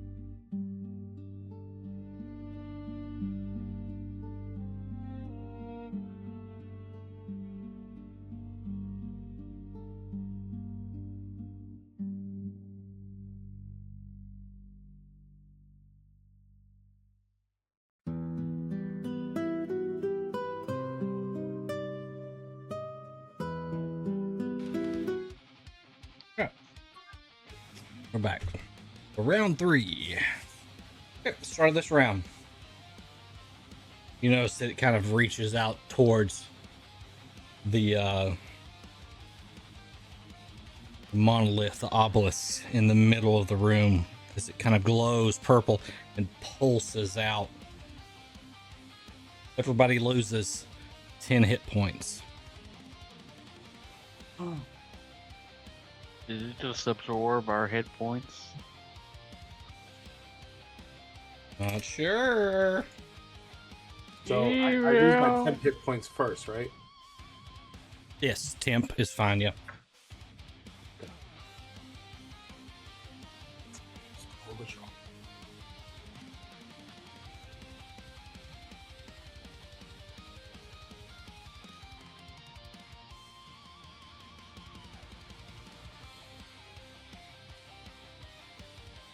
And it is its turn first.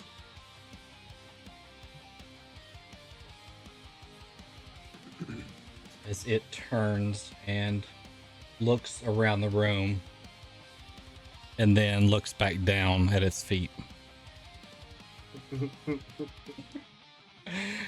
And here comes like claw attacks down at you guys.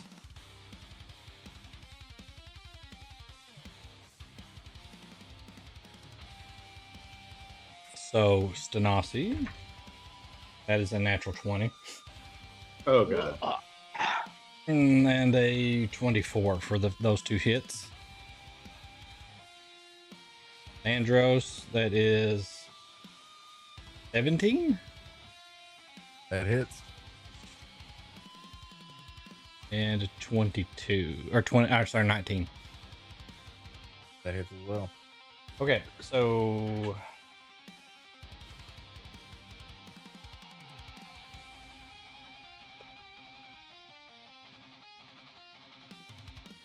I don't like this. I also cast Four. Hellish Rebuke. okay, let me do this math first. Yeah, do your Then math we'll get to first, that. because I may be dead. Oh my god. Okay. Can I Hellish Rebuke from the grave? I will allow it. Thanks.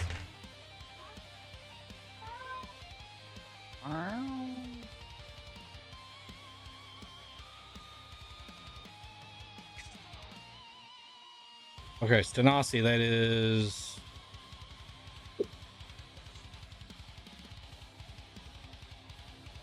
66 points of slashing. Oh my god. Are you still among the living? I am. Thanks Okay. to all the healing that I received. Okay. Wow. So beyond that, it also does psychic damage, which we learned it did on Meridius last round. So that is another.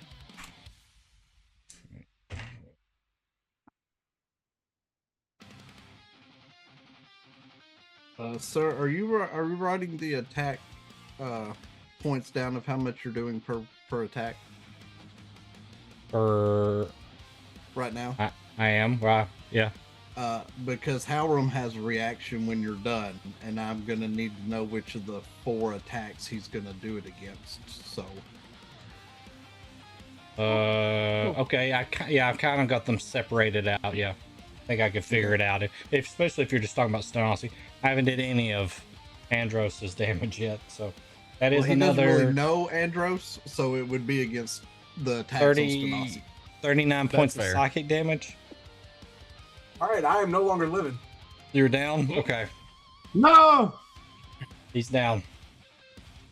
Okay. So now Andros. I just got here, Diz. Talk about a short stay in hell. He was just trying to deliver some soup. Fine. Really, got it. It's okay. Clearly, Kassar says no soup for you. Oh, soup for you. It's fine. Healy can help, maybe.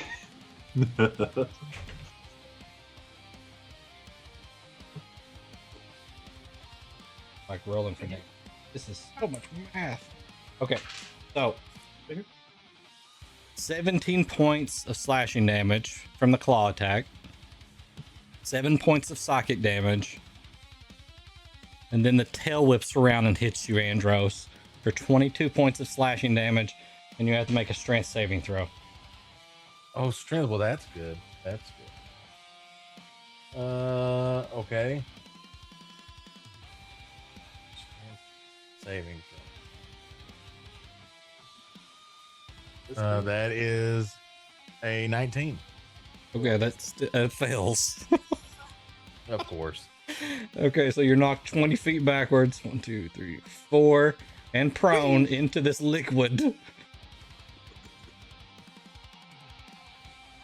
Do I become the Joker? You now? guys see, he just goes into this liquid. He's submerged in this liquid. He's Okay. not getting Like, out all of the the way we Now, can't see him As anymore? you're going backwards, are you hellish rebuking? Yes. Okay, Like there's this. a save, right? There's a save. There is a. I rolled save. a You natural roll- 1. No, that's a 4. Sorry, that's a 4. It looks like a 1. Sorry, that's a 4. Okay, cool. So you Well, failed. hold on. He has really high saves. What's this? The dex. You need to make a 17. Well, that's the worst one. That's a 7. Okay, so he fails actually. Yay! Yay! I bend luck -2. All right, so you take and okay, you get 7 points of fire. Okay. Oh, actually, hold on. Nope, one more. Nice. You get 15 points of fire damage. 15. So you said 7 Yep. first, right? So 8 more. Yep. Okay. Sorry, Got it. I rolled 3d10 and I was looking down here and it said 2d10. Sorry.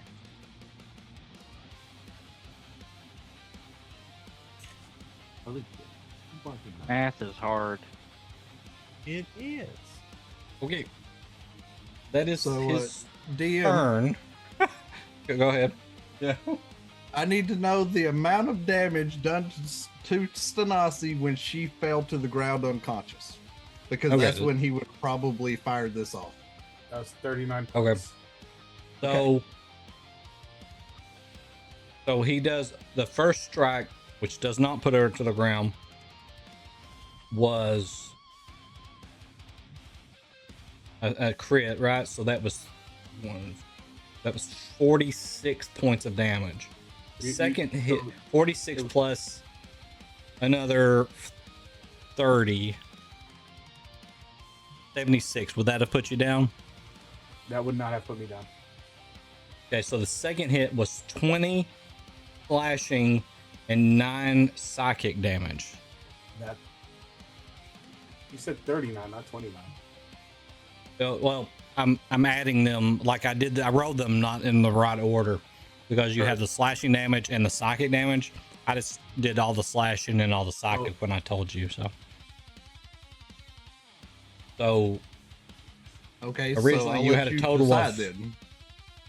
So it was the second hit would have been 20 slashing and 9 psychic, which would have probably put him out at that point. Put Okay. her out. So this ability says Right. immediately after an attacker within 30 Think feet so. deals damage to an attack against a creature other than you, you can use your reaction to force the attacker to make a wisdom save. On a fail, the attacker takes radiant damage equal to damage dealt or half on a success. So I make a save. You're Yes. about to get fucked. I rolled a natural 17. What was the So- save? Wait, Wisdom. before you say the save. So Yeah. we're still kind of, might I still be alive then? So I'm still alive when you're rolling the save technically. Maybe. Does Okay, it so- prevent the damage? Well, I'm only asking because I'm going to roll bend luck and subtract 4 from your 17. Gotcha. Does it negate the damage if it happens, Buck? Is that what you're saying? So if you fail, you take half. If you fail, you take all of what you did to her. If Yeah. it fails, you take half of it. I'll let you cast the bin luck. So you take away 4. Yeah, so you rolled a You got to 13. beat a 18. Oh, that's a natural 17, but I don't know what I'm rolling. What am I rolling? Wisdom? Wisdom. Okay. Mhm. So that is +4. So that's a 21. The -4 makes it a natural 17. Okay, so 18 is what you had to beat. Okay, so it's still a fail. Yep. So I'm still standing. Well, Does it it doesn't negate your right? damage. It just It fires it at him as radiant damage. He takes what you took in radiant damage. Heard. Okay, so I'm still down. Yep. Yeah, you're down, but he takes a huge chunk from you so going. 29 points Yeah. as radiant. If it had been on the crit one, that'd have been even better. He'd have been like, "Oh, I'm burning." I rolled good with this. All right, Caleb. Here's my dice with me. Alrighty. Caelan's getting tired of this thing running away. Come off his limbs. So I'm gonna make the long fucking trek. Damn it, you're still too far. I mean, that's within 10 feet. Oh where I think he's further because 10 feet is the edge of his like token, right? Yeah, this box. So can I still hit him from this box right here? Hang on, he's being distracted.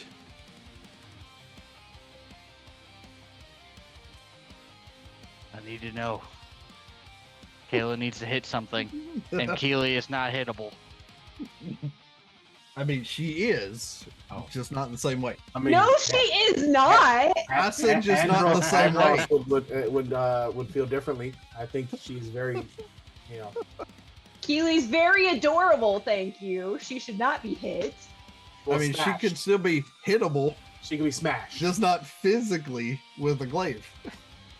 Or You're talking maybe about a certain smashing She's Keely? the healer right now. Keep her alive.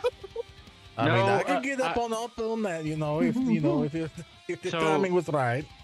Diz, I have a question for you. Okay. Okay, so my glaive has 10 feet of reach. Yes. I don't really know what's the hittable spot for this creature because 10 feet is right here, like Yeah, technically on the token, but not where. You can hit. Yeah, that's fine. Okay, I Your can reach. hit.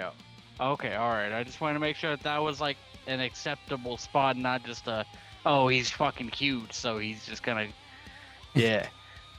But alrighty, I'm gonna take two swings with my glaive. Okay, first one is that is a 14 to hit, and I know that misses. Misses. Okay, second one. God, homegirl must be winded because that's a 12. Yeah, and the miss too.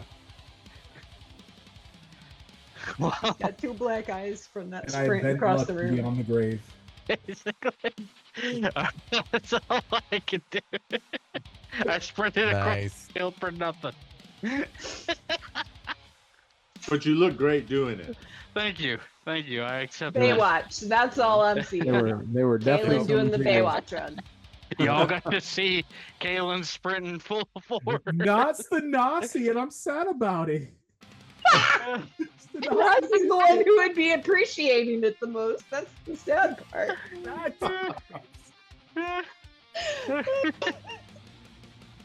Alright, that's it for Is it all Kaylin. Kaylin? Okay, at the end of Kaylin's turn, you see this thing kind of dodge back, and it kind of this reaction, like from that, just kind of shoots this wave, this pulse out that washes like straight ahead. And we're gonna target Kaylin, Keely, and Trix. Need you to roll No! intelligence saving throws. Fuck. Kaylin is not Oh wait, intelligent. no, that's not good for Keely though. This is gonna be bad. I love it. Regan's a ghost over here. That's a 16 for Kaylin. That's a fail. What? Okay. Well. So for Keely, Daddy's that like to be on the is grave. actually better than expected, and a 15. And then Trix, that is a 28. Yeah, you say. Huh? For me. Ghost. Everybody else fails. Slower next time. More about you.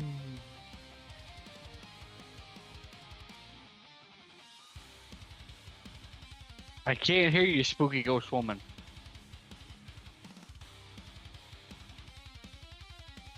Okay, so that's 46 Fine. points of psychic damage.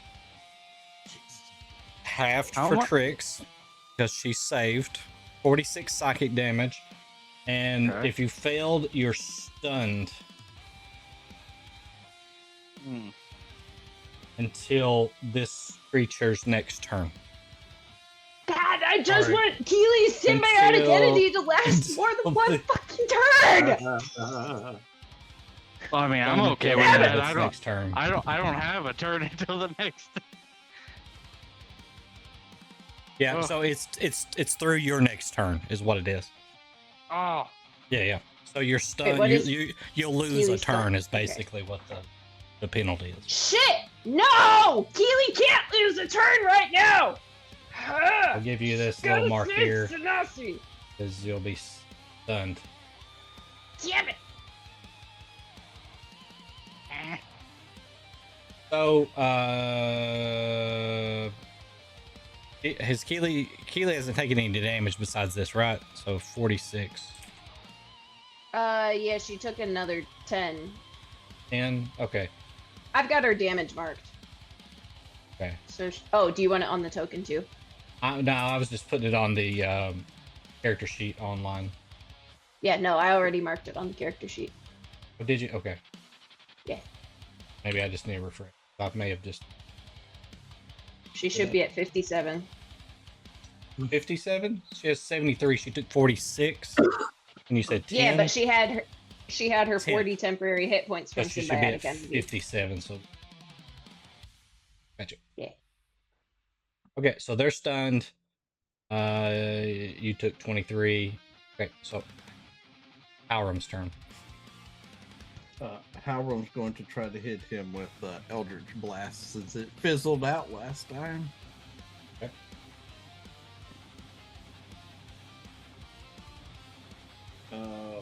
The first one is a dirty 20. Hits. Okay. Second one is a 24. It hits. And the third is an 18. And misses. Okay.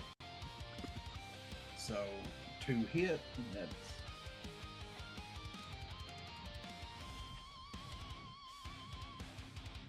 okay. So out of those 2, that is 16 points of damage. Okay.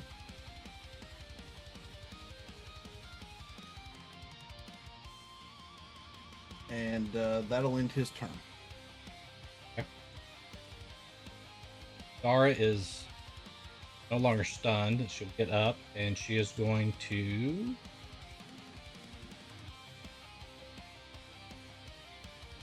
tell everybody. I mean, by everybody, I mean me.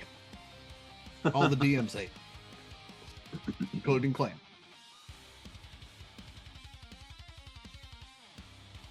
I don't think I have to cast it at high. So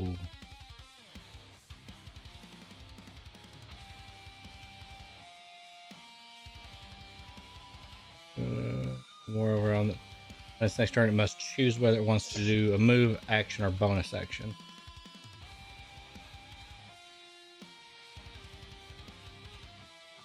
It has to do a intelligence saving throw.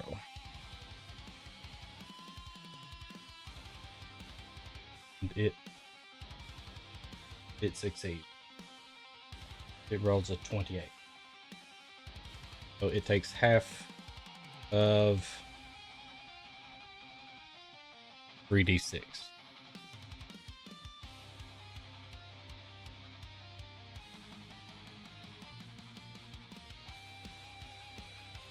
Okay, so that didn't go like you guys wanted it, but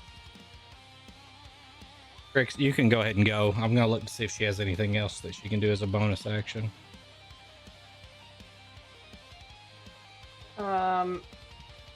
So Trix is going to let out a whistle, and you're gonna see Craig fly off out of her pack towards Stanasi. And Craig has 30 feet of movement. You don't have to put a token or anything on there for Craig if you don't Okay. want to. He's just a little guy. Okay. And then she's going to use her action through Craig, using him to cast Cure Wounds.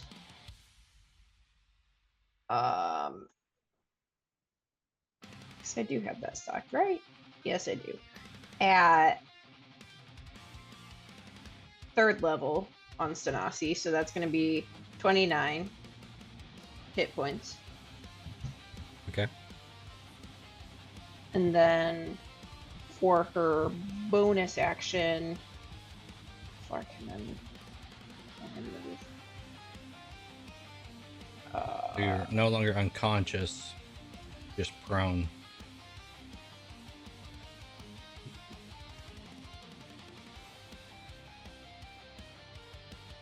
And then bonus action, she's going to activate her cannons.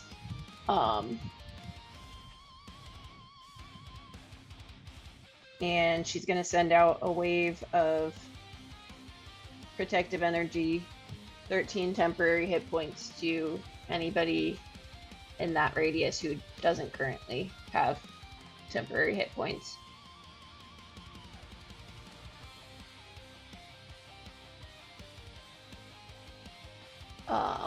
And then she's going to let off the force cannon as well. Okay. Which is going to be a 27 to hit. That'll hit. And that is 3d8.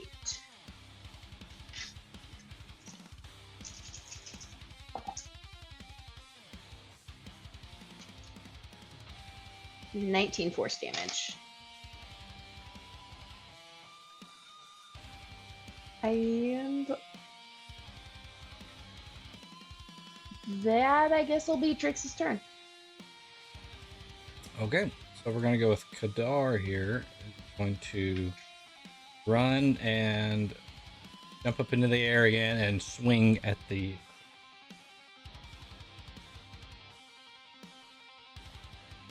miss.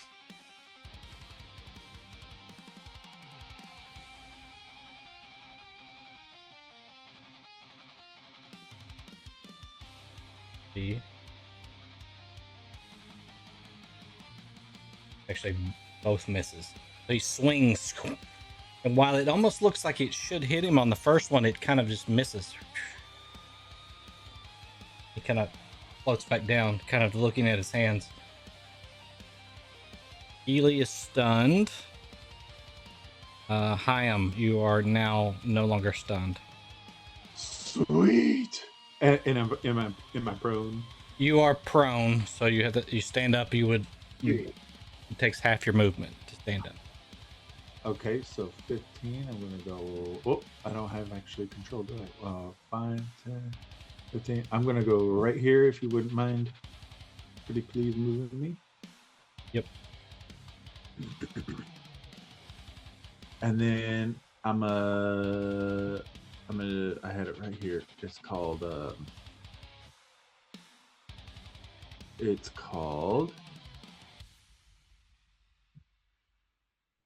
And I'll see you Gravity up next. Fissure. Okay. Okay.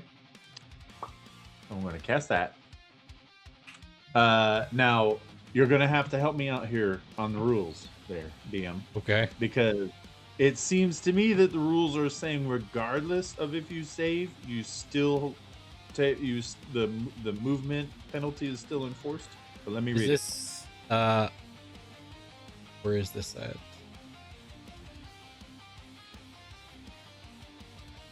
Next show. There's gravity well. Just like an ability. It's not a spell, right? It's a spell, yeah. Sixth level evocation.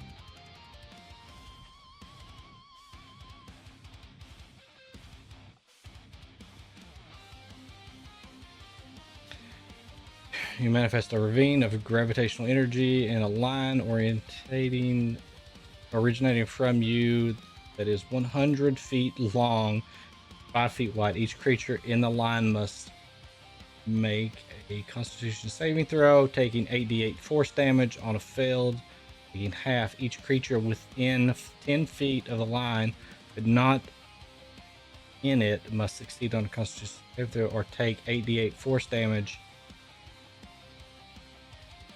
and be pulled towards the line until the creature is in its area. So it's a save either way.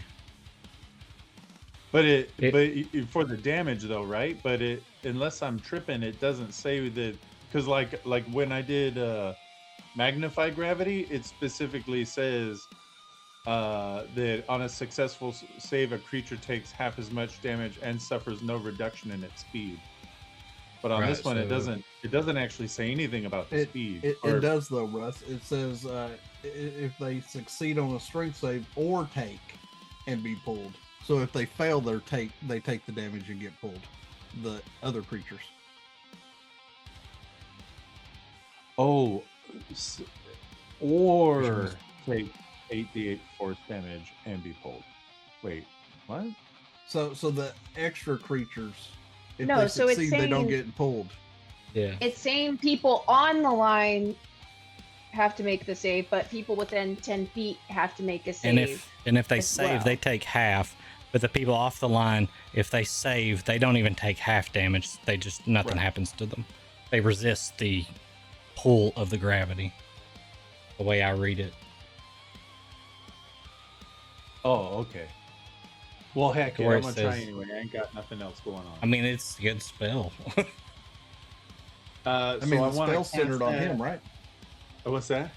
I said you're centering it on him, right? Like from Well, you straight through him. Line, yeah. So it. Well, no, I'm trying to avoid Stanasi over here, so I was going to do like just outside of the reach of Stanasi. So that would it's 10 feet, right? 5 feet. Yeah, so just 5 feet away from Stanasi is where I'm. Yeah, there you go. So if you go 5 feet away from her, then she'll be slowly I think pulled. that would be. I think that would be the line, Diz, right there. Well, The blue one. Yeah, the blue one. Because But it's then, centered off of him. Well, yeah, He but has it's to be- centered off of him. yeah, he won't be part of the original thing, but she'll have to roll for the save or be Oh. sucked toward it 10 as a feet secondary. Of the line. Yeah, it's kind of like a wall of fire. The wall of fire burns people, but also on follow-ups things, if you're standing on one side of it, it will like hurt those people as well.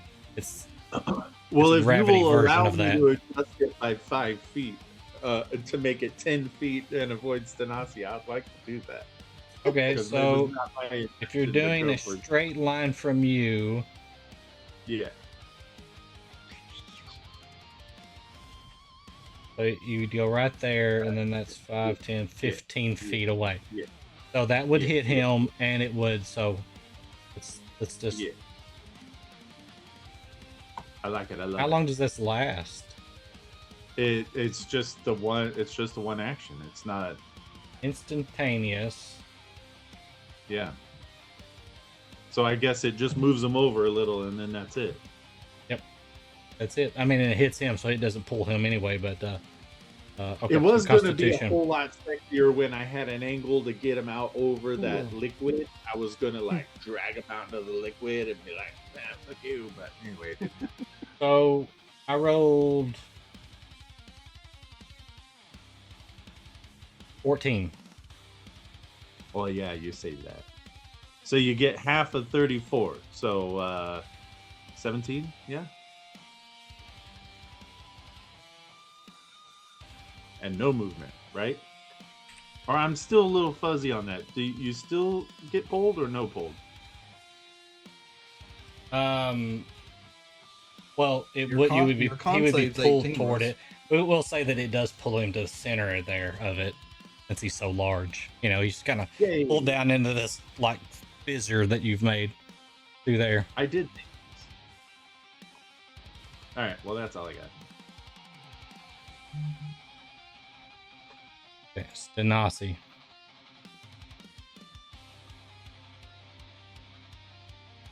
Since he got pulled, do I get an attack of opportunity? No, forced movement doesn't provoke opportunity. Yeah. Figured I asked. In that case, I'm gonna cast. But at some point, I will show you a real cool trick with the forced movement.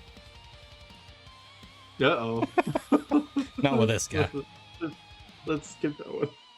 I'm gonna cast Firestorm at a 7th level. Oh God. Okay. Okay. So the area of the storm consists of up to 10 10-foot cubes, which you can arrange as you wish. So I have the 10-foot right there, cube. And it's just going to be, I don't know how tall the ceiling is where we're at, but it's just going to be 10 cubes stacked one on top of the other, just piled on top. Just fire raining down. Yep. Just Okay. fire coming straight down from the ceiling. What's the save?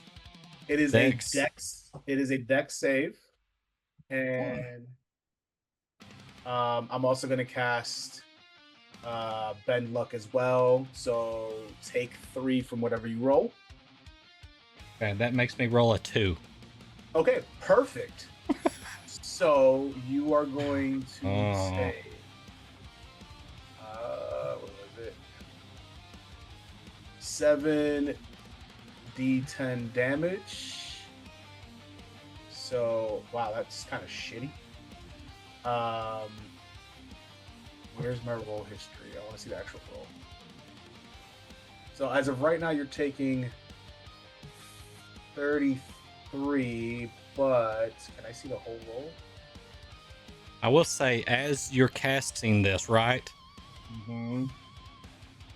The fire rains down, and you just feel this chaos just build up inside you. It's almost like the firestorm intensifies tenfold, and the fissure's still there, and it's just like it's pushing this thing down into it, and it's reaching out, trying to like grab at you as you're probably sliding back slightly, and you just push it down into this thing, and as you do, Hjalrim closes his hands together, and this thing goes and it's just sucked down into this. Oh Damn. So he's gone? And he is gone. Good shot there, you. I don't think I know your name, right? Not yet, anyway. I mean, if you were inside a Huck, you knew my name. Oh, yeah. Good There's just like shots. some of his limbs sticking out of the floor, and you see them just start to curl up and shrivel, and then it's just like it's burning away, just like it's turning into like this mist. It's just kind of disappearing. Nice. Kind of quietly, because she was dead a second ago.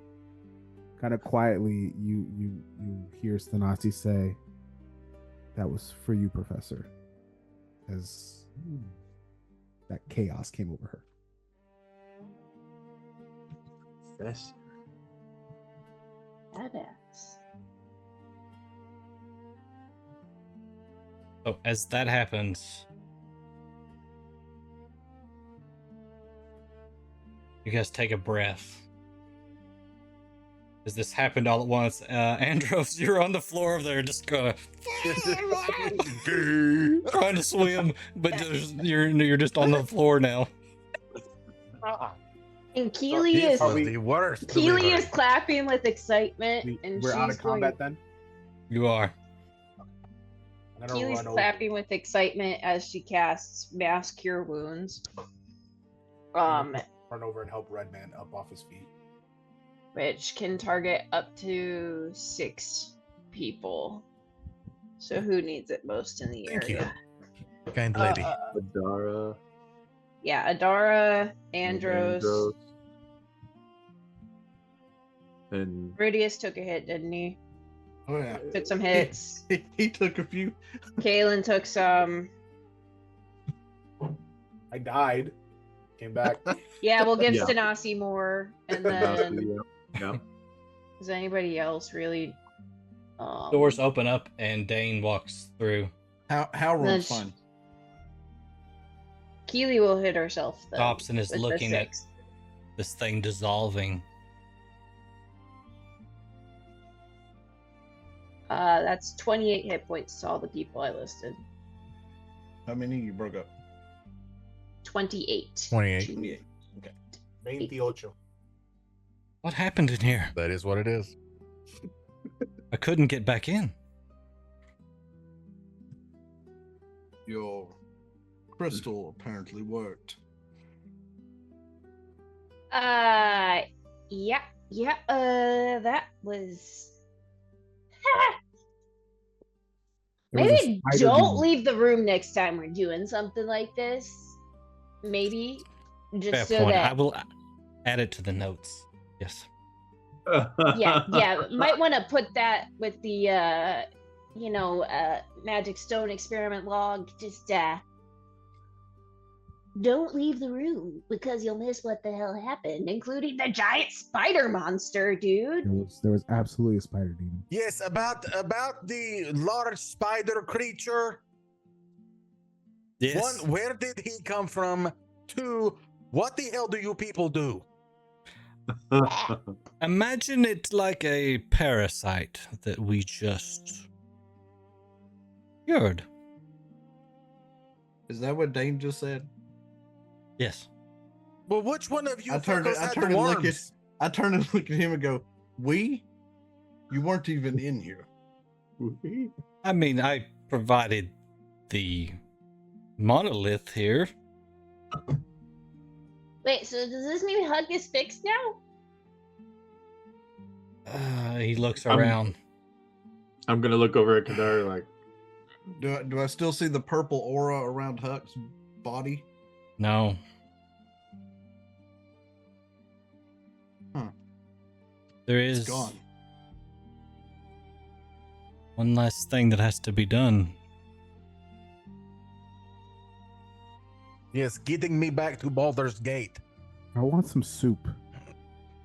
I mean, We if you have a can't- way to save that soup, we can get to that keep you were talking about, later. It just might take a couple days. We can't put both of them back into Huck's body.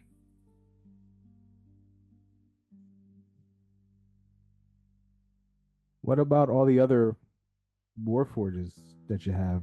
Is there an empty shell there? Possibly. I don't know if it would work now that they've bonded to this one, but It shouldn't be up to us to decide. could I just would definitely obliterate say their so. soul. I would definitely say it's up to the two that came out of him and fought for it. I mean, it really should be a lot less crowded in there considering, that huge thing is gone. That is what she said. that's What a do you good mean? point. Is Kadar steps out and says, I've lived for I don't know how long. Well beyond many of your lifetimes.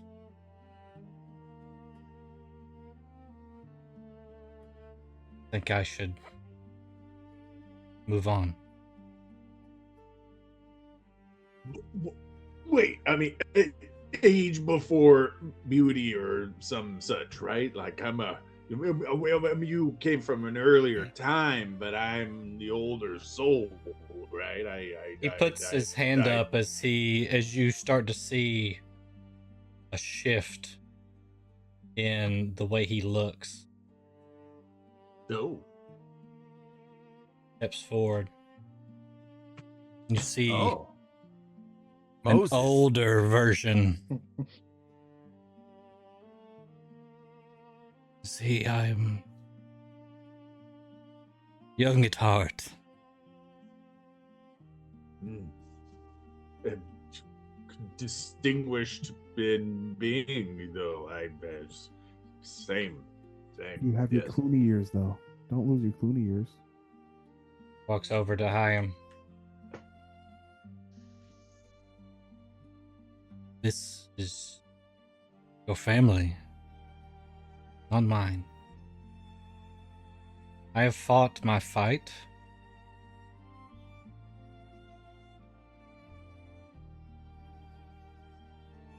Twice over.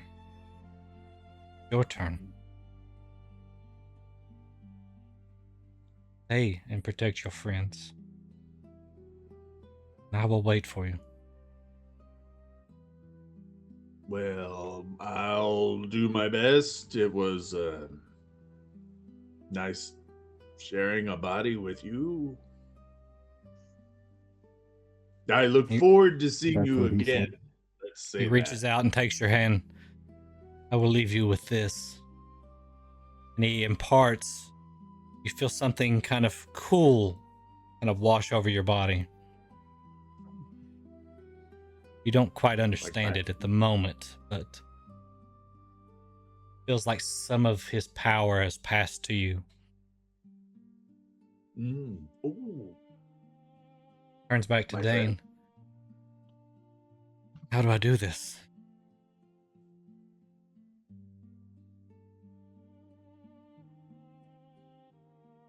He walks over and says, It's been a while. Most of the time they return to their natural bodies, but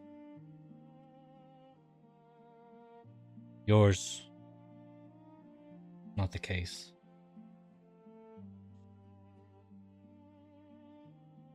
Just have to think of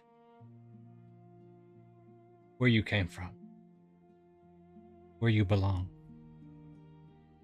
You see him close his eyes and he floats off the floor slightly.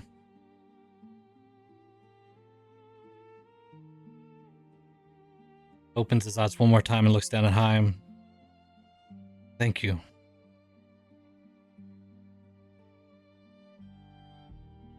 You are my friend and my mentor.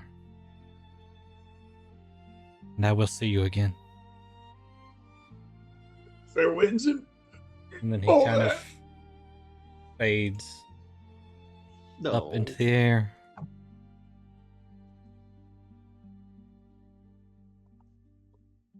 I am. Yes. Over here.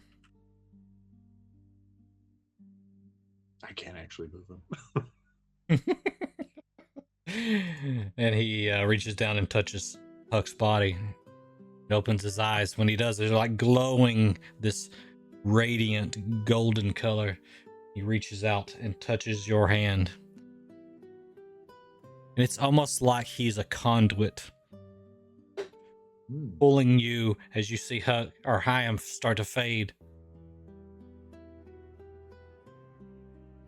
Meridius, you see this with your true sight. Just the energy flow through Dain and just feel Huck's body.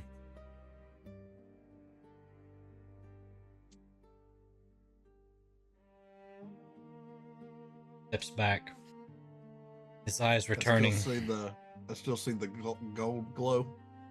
Yeah, on Huck's Okay. body. Huck, you feel yourself booting up. Oh, Johnny 5 is alive. Oh, what happened? I feel emptier. What happened? Meridius holds his hand out to Huck to help him up off the ground. Oh, thank you. To you, It appears Huck, that- it almost seems like a dream. that just happened. You feel kind of Weird. oddly, even though you're surrounded by your friends, you feel a little lonely now.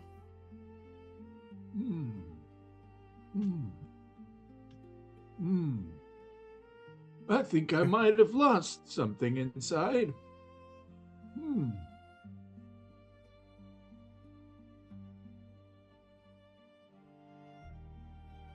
Your evil has been taken away. Oh, well, that explains why I feel a little colder too. I can't feel temperature. By the way. Yeah, we know, old man. You're not an old man. But he Well, doesn't say, mention what anything happened to about you? the other one. Some of you look a little worse for wear. I think I was engaging in some battle, maybe. It could be a dream. And Huck, as you stand up, you feel yourself kind of float off the air just a few inches. Oh, nice. Before touching Do I back know down. what's making me float? You don't really understand it, but like you innately know how to use it, but you don't really like understand it as like, you know, mentally. Yeah. It's like moving your hand. You know, you can do that, but you don't understand how that works. Oh, maybe I can fly. If I think good thoughts, possibly. Oh, I can teach you some tricks. Pun not intended.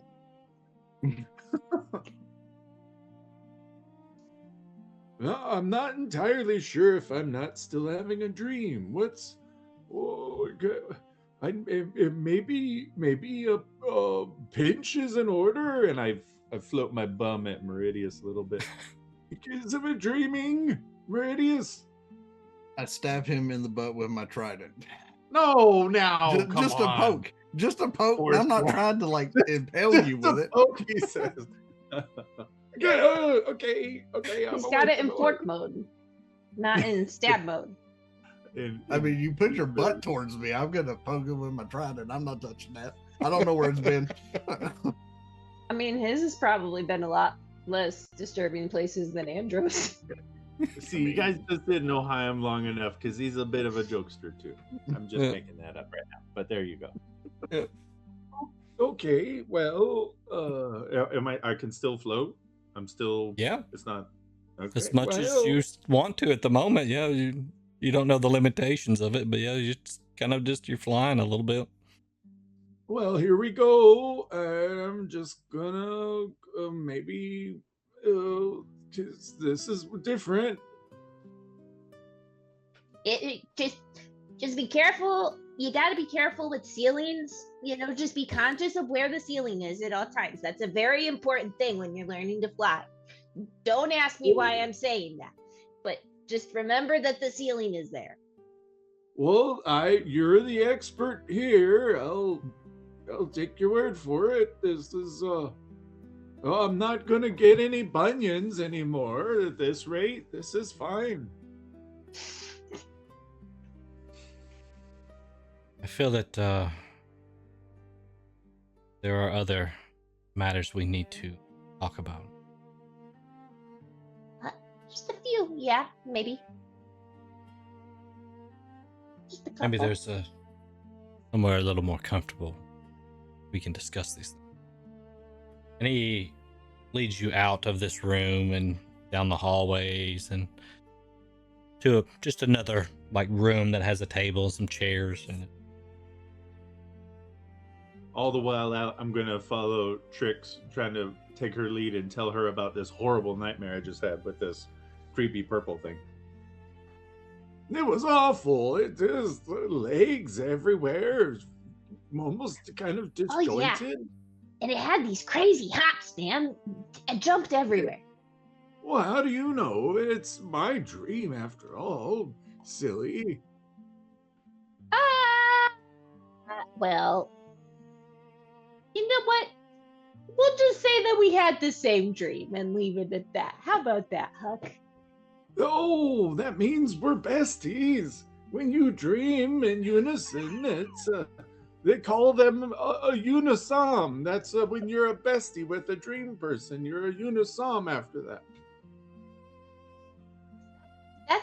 I was not aware that was an actual term for something. Okay, you learn something new every day.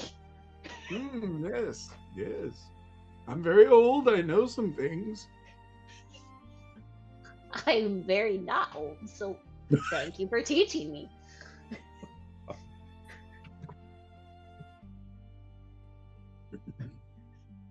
Oh. Must have questions.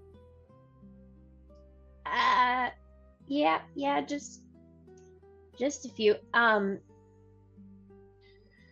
He scans the room at everybody's face and then stops at Andros.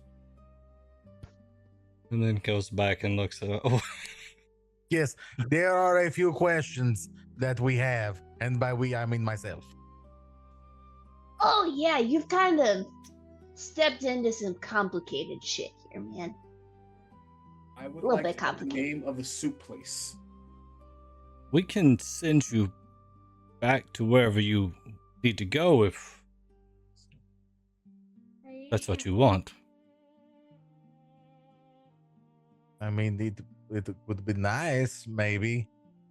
Well, 'Cause, you know, I think you should stay. Yeah, now hold I on mean- a second.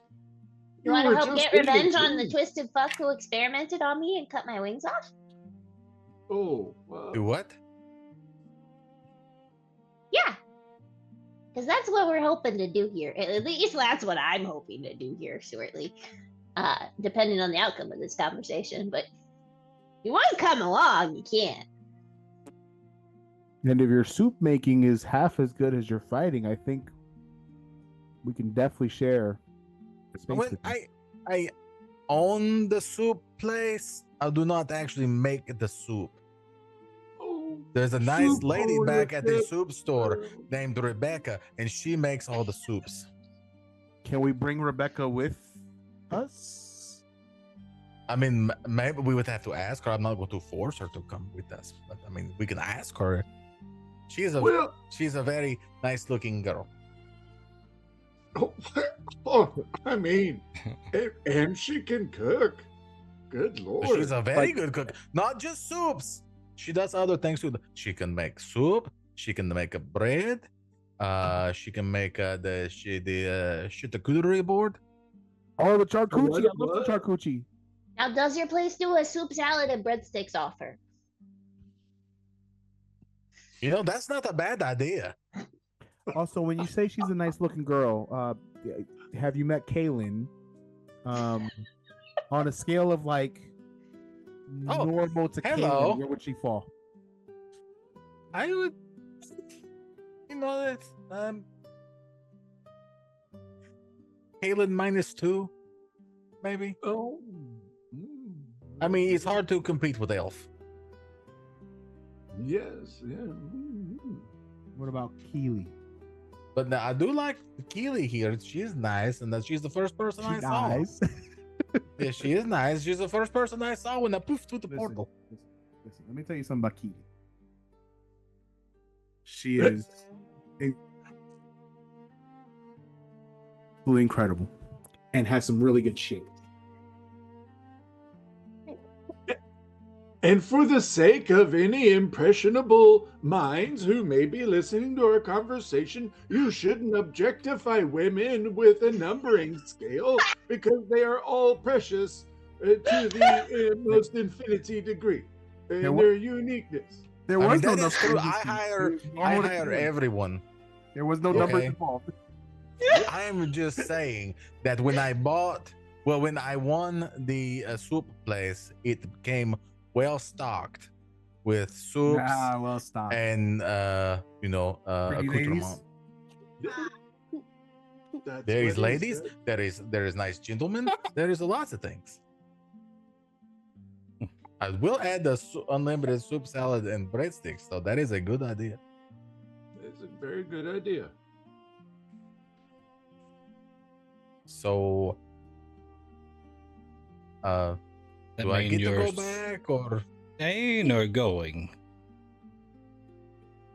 I don't know these people.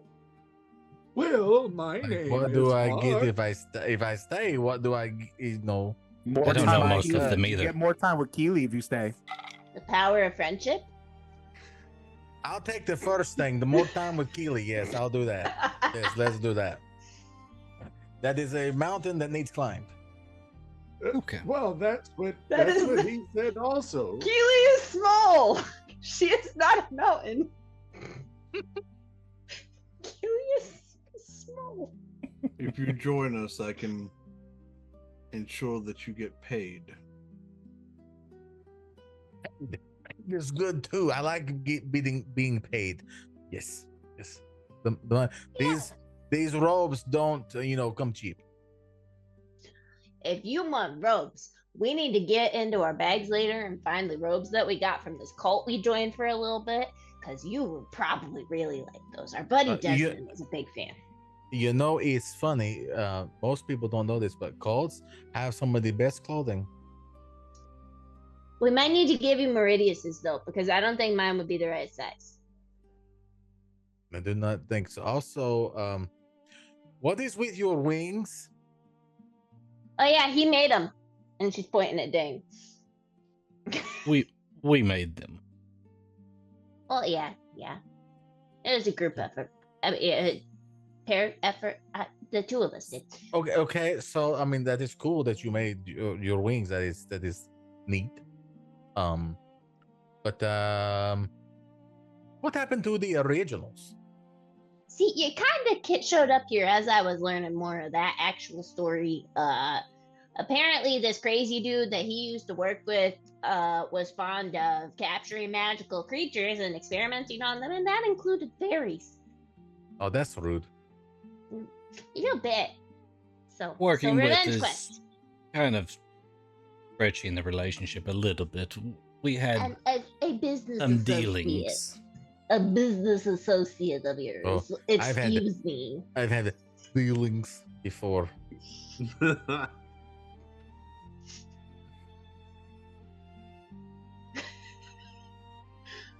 So yeah. And I was looking to find out a bit. So where is this guy? Out of curiosity, by the way, Dain. Do you still happen to know where he is? Yeah, he has a very specific Momarvig name. And he has an underwater lab. Oh. That is very evil guy energy. The Novagen Deep Lab. It's actually in what you would know as a pocket dimension. Okay, the what lab? Novagen, Novigen, Deep Lab.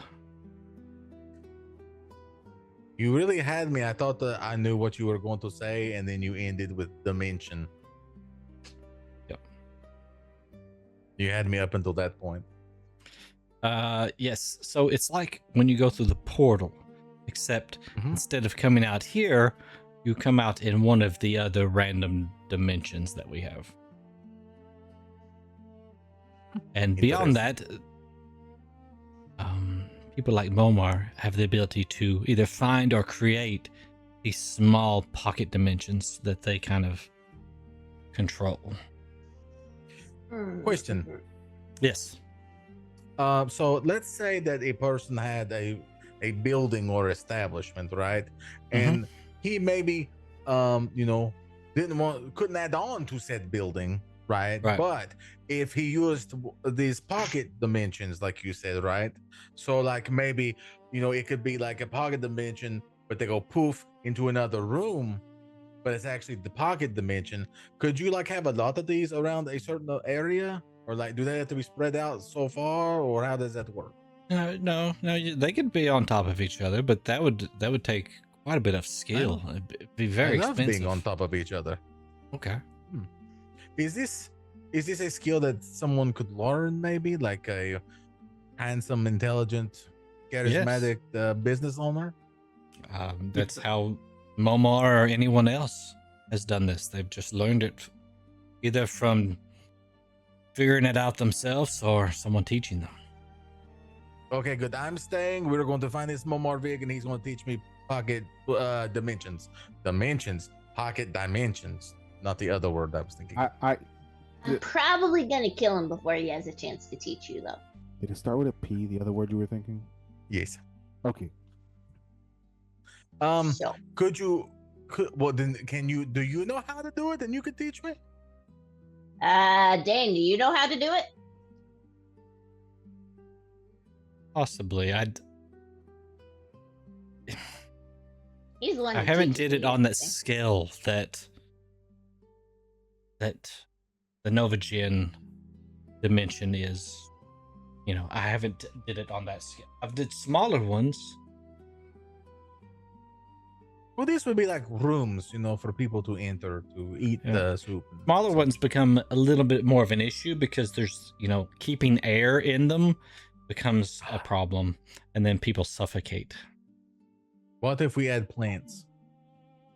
That might help some.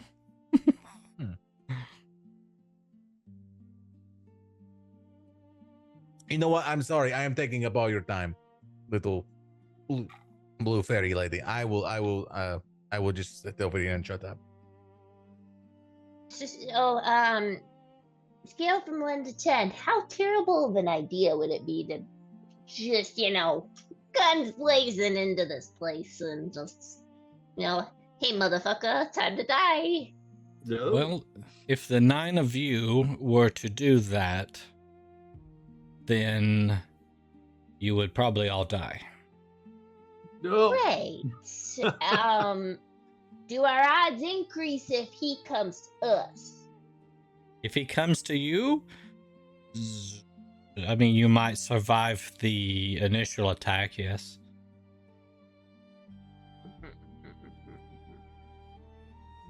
But he would not show up himself. Of course you wouldn't. He has an army. So we come back to another point that we were discussing earlier. We have a hook. Do have a hook. I'm an old man. I was trying to figure out how I was going to make that joke. Yeah. Good job, Rican. One dilemma that we did not come to a conclusion on is the Warforged units that I have. You could use those. My moral dilemma is becoming a little less difficult as I consider that, What are Warforged? Trix Like is gonna not Huck say here. it, but she's gonna point at Huck. I'm an old man. I'm not that. I'm still broken even after everything, right, Diz? Sure. Okay. Yeah. That's fine. But you don't look like the typical man. Well, now, Andros, discrimination is bad, okay? You can't judge a book by its cover. You have to put your face fully into it. And then make the reading recitation. There are certain things that I agree with that statement on. The books is not one of them. Well, to each their own, I suppose. I mean, I'm not judging how you read a book. It's how you read a book, man. Whatever you want to do. Yeah, whatever. It's your impressive reading that you can read a book that preferences, way. Your business. It's fine. So you guys have access to an army? And Yeah, there's a little guy that you need to make dead that is I really mean- tough? I mean, I personally would. So why don't you whip yourselves out and get to the army? Yeah, I'm kind of leaning towards army, personally. Yeah, me too. Army, 100%. Yeah. I mean, they're made to fight, right? Yeah, yeah. So I don't understand what is the holdup. Well, they You don't say- belong to us exactly, but I mean, he said you could use it, right, Dain? You said that we could Dain. use the Yes. Dain. Sorry, I'm sorry. Andros. Well, Dain, Andros. Now we know each other. Yep. I Best just of mean that friends. we need to work out some sort of contractors, incidentals, or something. Listen, isn't this your business? Is making contract with poor souls? You help us out here. Pull your weight in this team, for crying out loud. What do you think I do for a living? He thinks you're a I devil. I'm a businessman. I make contracts, but I don't for souls. Oh, I'm sure that's what you say to all the souls. Okay, so what do we got to do to get this army? One army. I've offered the army to them. Yeah. Yep.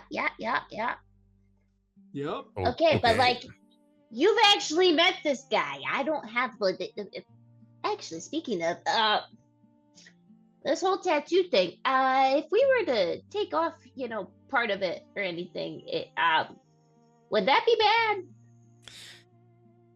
He would be able to track you then. It could possibly bring back all of your memory that you've lost. So I might remember a bit about his compound and shit. Yeah, and about that, I have a rough schematic of the compound. Why didn't you say so? Come on. Oh, here. And he pulls out this parchment and puts it out there. Here, let me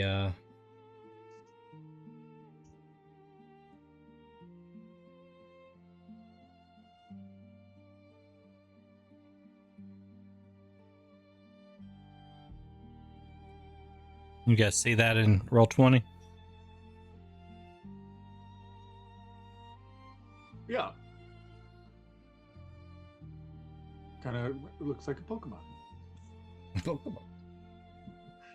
A little bit, actually. It do kind of look like Pokemon.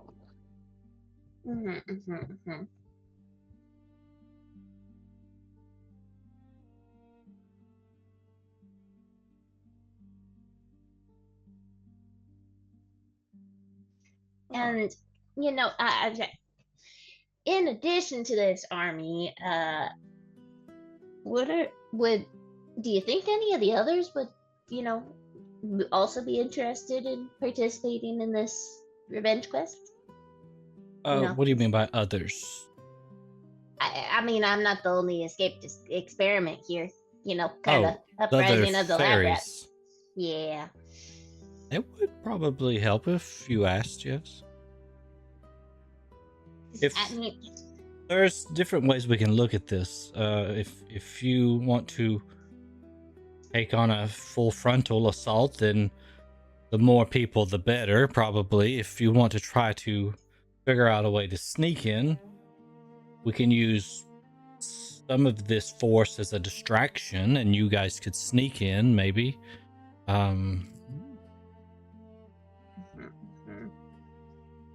That sounds great. The way I got the fairies out before is I slipped in a fake virus.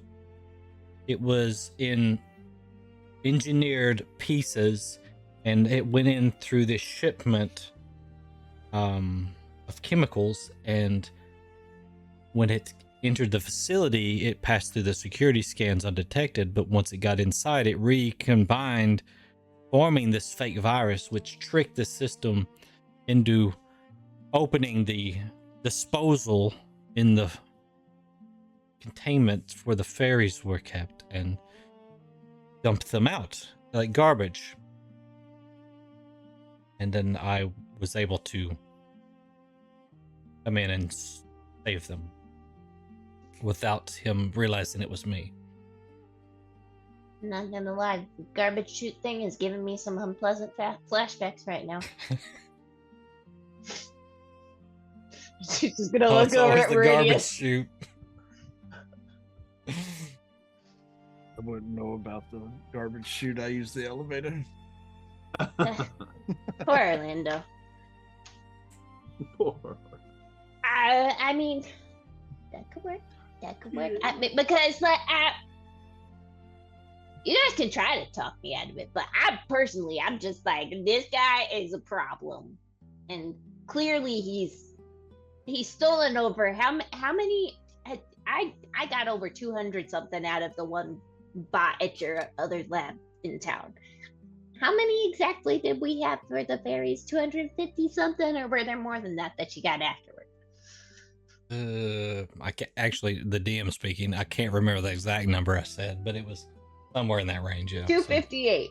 Yeah. Yeah.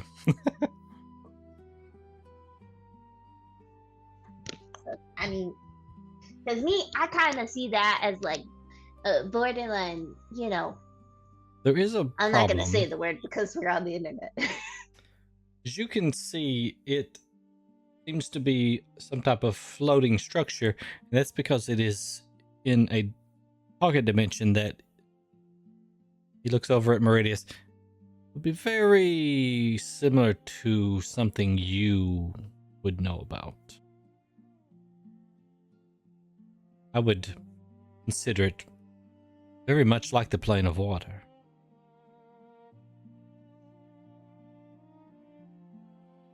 Then we need to destroy the base of this facility. Base, as you say, is actually not shown on here, but there's like tentacles that come out of the bottom. Yes, but I mean the power matrix portion.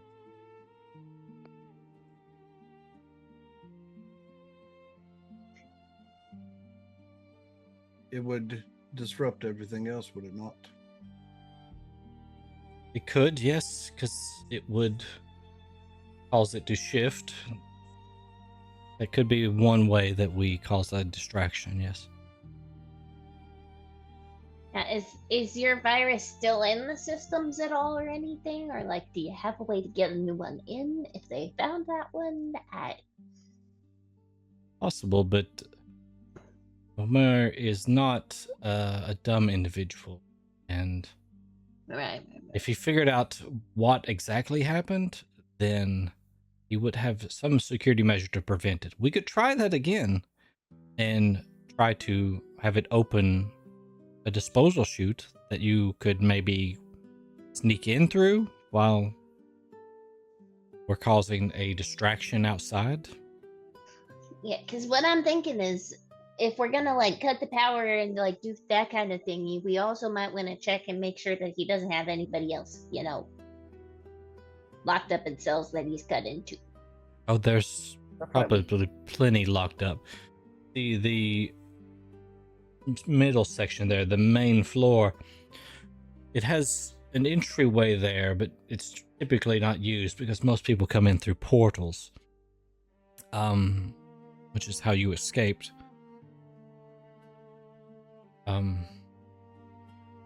The bottom floors on the main section there are for business dealings and guest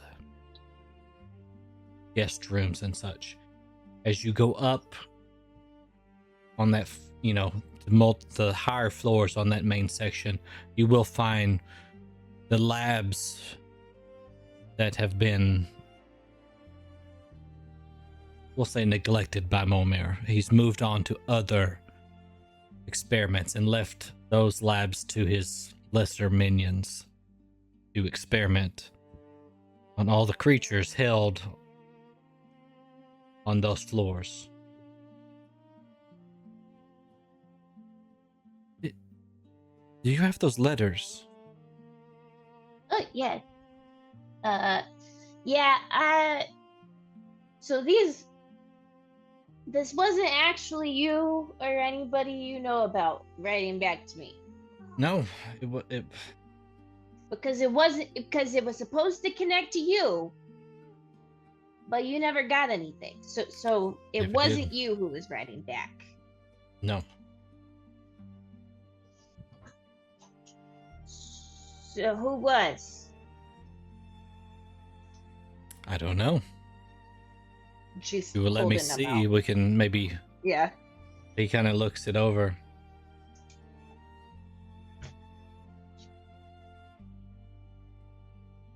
It's hard to say that Momer would be ignorant to a communication source happening. I doubt my magic is greater than his security measures.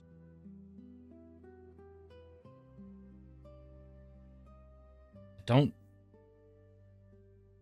Hang on. He turns it around. Look at this. Do you see anything? Look beyond the words that are there. Is there a code?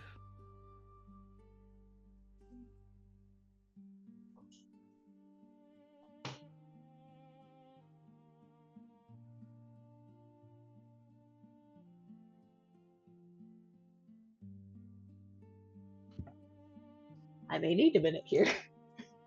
If you want to share with any of the other players, I can share them with them. Oh, and, yeah. If they want to look Passing at them as around. well. Okay. So I will. Let me pull this up and share this with all players. If you want to look in your Roll20.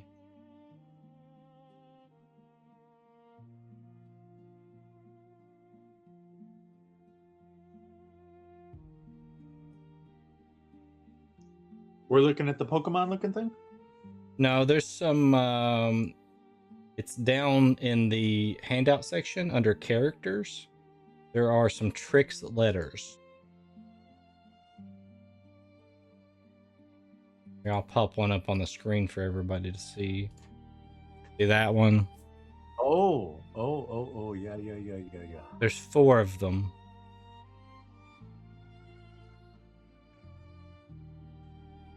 Aw, Trixie. Here's Trixie. Mama and Papa. If anybody comments on the letters being addressed to Trixie, they're getting a death glare if they call her that.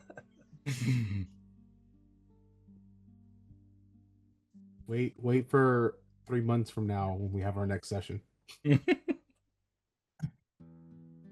No, because when we're back at the regular campaign, y'all don't know this yet. It's true, yeah. You won't know that Trixie's first name is actually Trixie.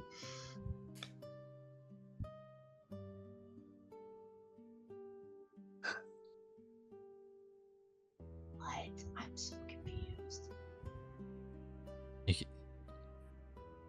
There are random capitalizations. Arthur just has this little smirk on his face.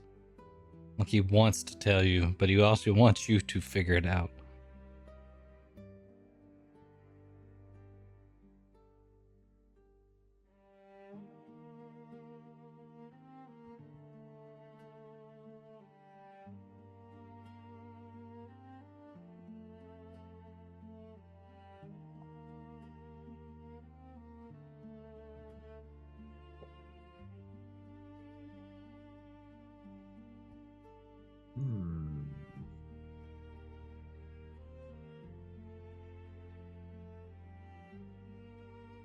Honey cakes, huh? Oh yeah, if you haven't had them, you gotta try them at some point.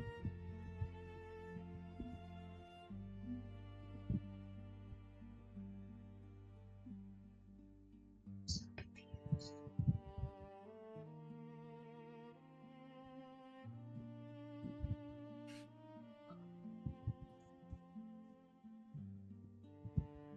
I love it. It's reading time. Huh. Something Diz doesn't like to do, chat. Ask me how I know. I'm forcing everybody else to read for me.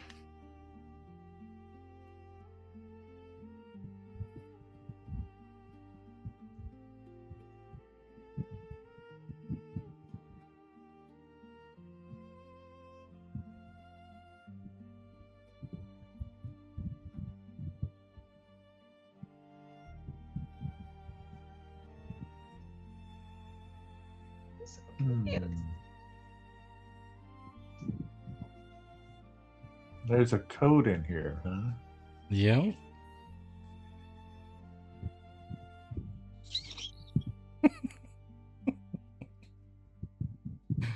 That's my joke, clan.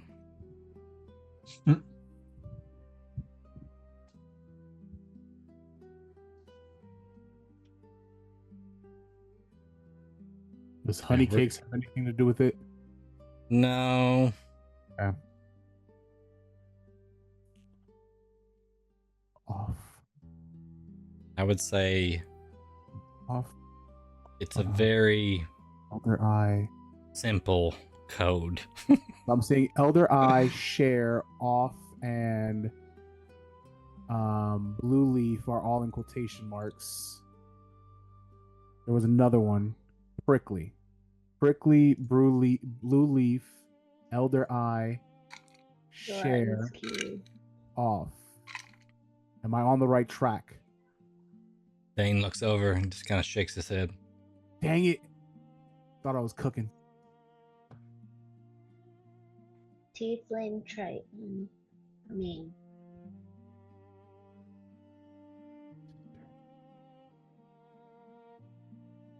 Think very simple.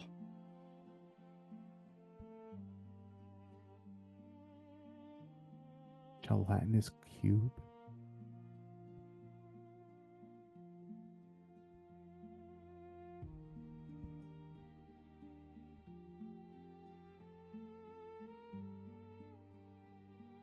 So I can leave it with you guys, and then the next time we play, you guys will have time to look them over and everything.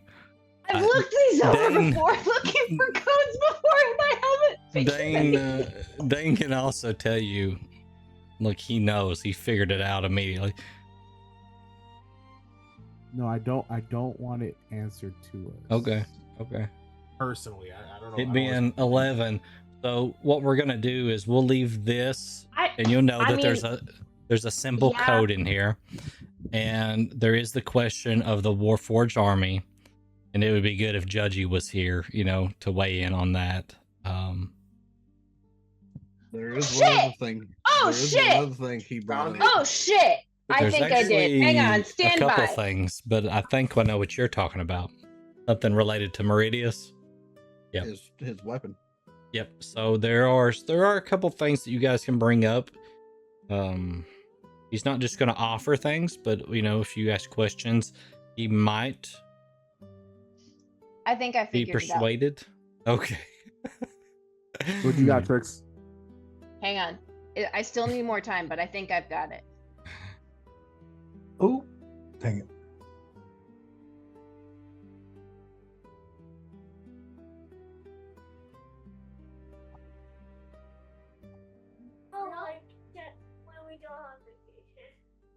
Okay, so the letter 1, stay away from the lab. Letter 2, Very good. he I can't imagine Momar Is- would send that to you. He would try to provoke you into coming back. So if he is aware of this, he's letting it get through for some reason. And if not, then I may be better than I realized. does he have my parents?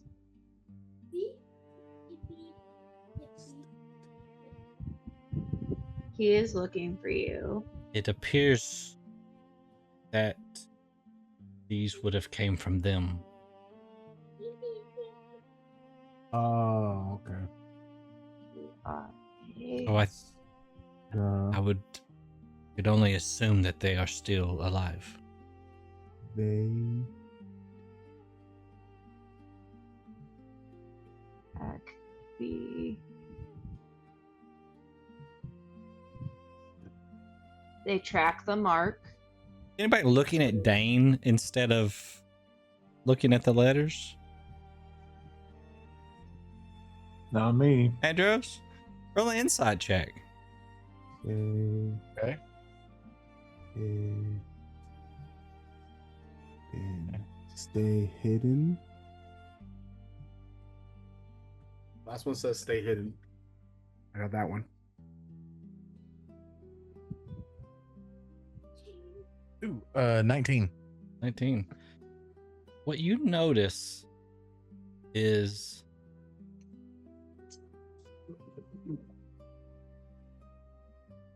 when Trix was talking about her parents and Dain was replying, Trix wasn't paying attention to Dain. She was still looking at the letters.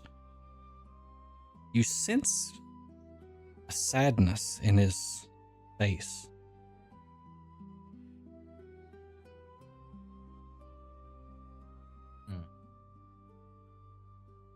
Like you would expect him to be maybe, you don't know these people, but it sounds like something good that, you know, her parents could still be alive, but he seems saddened by it. Andros is gonna walk up to Dain. Hmm. And he's gonna look at him. Andros is gonna turn himself so that the party can't see him. Yep. And he's gonna be like, why does the little fairy girl make you sad?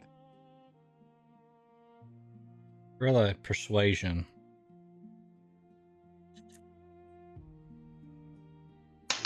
Oh, son. Here comes those tieflings again with their persuasion. Yep. Okay. That is a 22. 22. Dain leans in.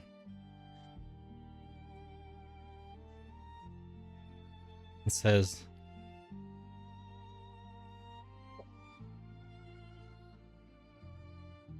more than one reason. I'm afraid what she's going to find out.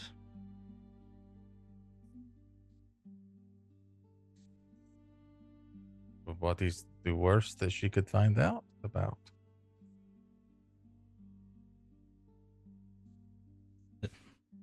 The truth.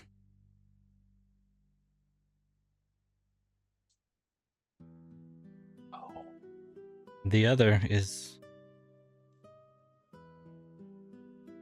she's like the only family I have.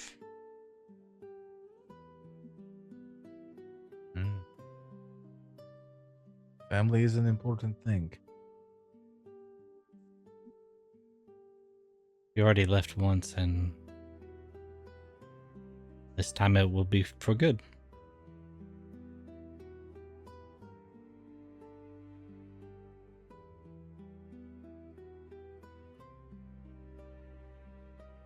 So is it that the truth is that you have lied to her? And you do not want Yes. her to be the last memory of you that she has? We'll say I have lied to her with different things, the letters. But I didn't know if her parents were alive or not, or who she was actually writing to, but I thought it was just a way for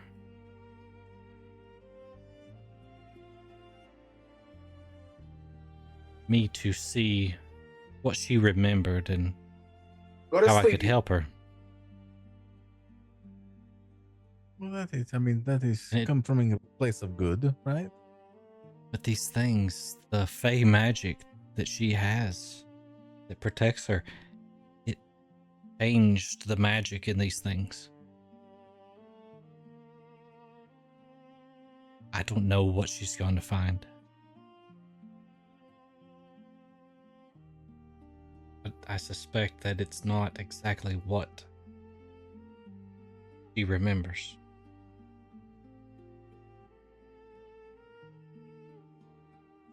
Everyone has to find out their story. It looks like it is time for her to find hers.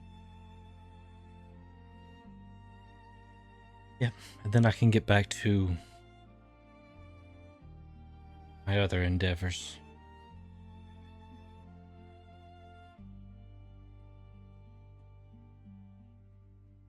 Okay, so we'll leave it there. And when we come back next time, what you guys will need to do is be thinking about if there's any other questions you want to ask Dain for this conversation, and you guys need to plan out what you're going to do here, what the plan is to infiltrate this deep lab. So just be putting some thoughts together, and you can build the plan outside of the game and then bring and present it when we play next time, or you can get some ideas together and just kind of work on it, at the beginning of the next session. So, and we should be playing again on the 28th, right? Yep. Got 2 weeks to figure that one out. We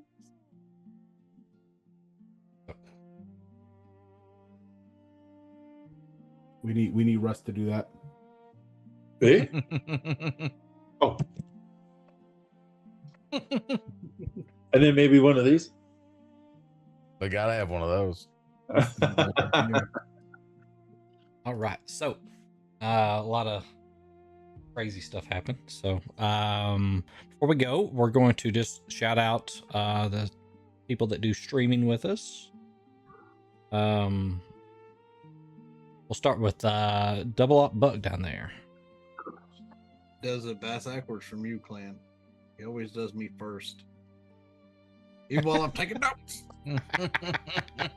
That's why I go last, because you complained. I know. But he's backwards. Exactly. Get good, Diz. But as for me, Learn to multitask. well, multitasking is not the same as being presentative to the people that are looking at the stream when I'm trying to give my stiff. Just saying. But right now we are still on hold for most of our streaming, except for the D&D sessions on every first and third Saturday at 7 p.m. Central Time. For my homebrewed D&D campaign of Eat Our Realm of Dragons. But soon I plan to fire my weekday streams back off. And they'll be at 11 a.m. Central Time, but I'm not exactly sure what all we'll be playing. Because a lot of things have came out and a lot of things are coming out that will change the content. 7 Days 3.0. Yeah, about that. Not seeing a whole lot there that matters, other than I can do more custom settings. You got Dinosaur Game. We got a lot to catch up there. And Destiny's dying. You can play some Destiny before it dies. I haven't played Destiny in like 6 years. But now you can play all of it. Now you can play everything. Now you can play all of it, except the Red War. They lost that. They lost it. But literally, they lost it. Yeah, it was what started the whole thing, right? So Yeah. Can we go back in time and then lose Cade being killed? God, I wish. And him just staying here the whole time? He was pivotal though in the final shape. Maybe we'll get him back in Destiny 3, The Search for Morcade. right. So got Lady Chaotic, who wasn't able to make it tonight. She had some other obligations she had to take care of. But she does the GTA roleplay. Does it about 3 times a week, I think, on Sundays, Tuesdays, and Thursdays. That was right? it. Yes. Okay. I believe you are correct. So, yep. So go check her out. She does the role play, but just in the GTA. So a little bit different, but it's all the same, kind of. It's You're saying different and the same. You need to pick a lane, Diz. Pick a lane. I'm going right down the middle. All right, and then we've got let's see, JudgyDM wasn't here with us tonight, but he's doing some streaming. Fuck. I don't know. On which So- channel? So he is on Dungeon Mechanics right now. Okay. Okay. And we're currently in the process of trying to get the dates scheduled for the week so that we can complete the Dusk of Accordia and Dawn of Diademia campaigns so Not that happening. he can move forward into his own stuff. He's gonna have to bring us into it to finish it. I'm pretty sure. Oh no, we have the people. It's his work schedule right now that's the problem. But there is talks about y'all, some people from here getting brought in over there for the profit Yeah, I like to play test this. It'd be fun. RPG. So we'll see how that goes. Then we got Rican. He's been doing quite a bit of streaming here lately, right? Yeah, a little bit here and there.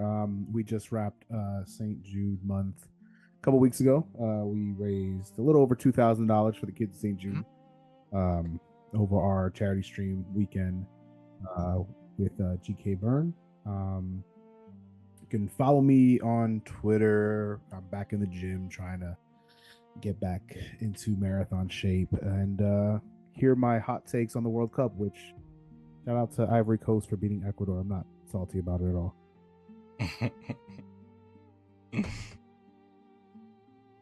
All right, and then we've got Rolly VT. Hello. So. Hello. Hello. Hello. Oh, Okay. Oh. Hello. So, we are finally gonna try to get back into the swing of things tomorrow.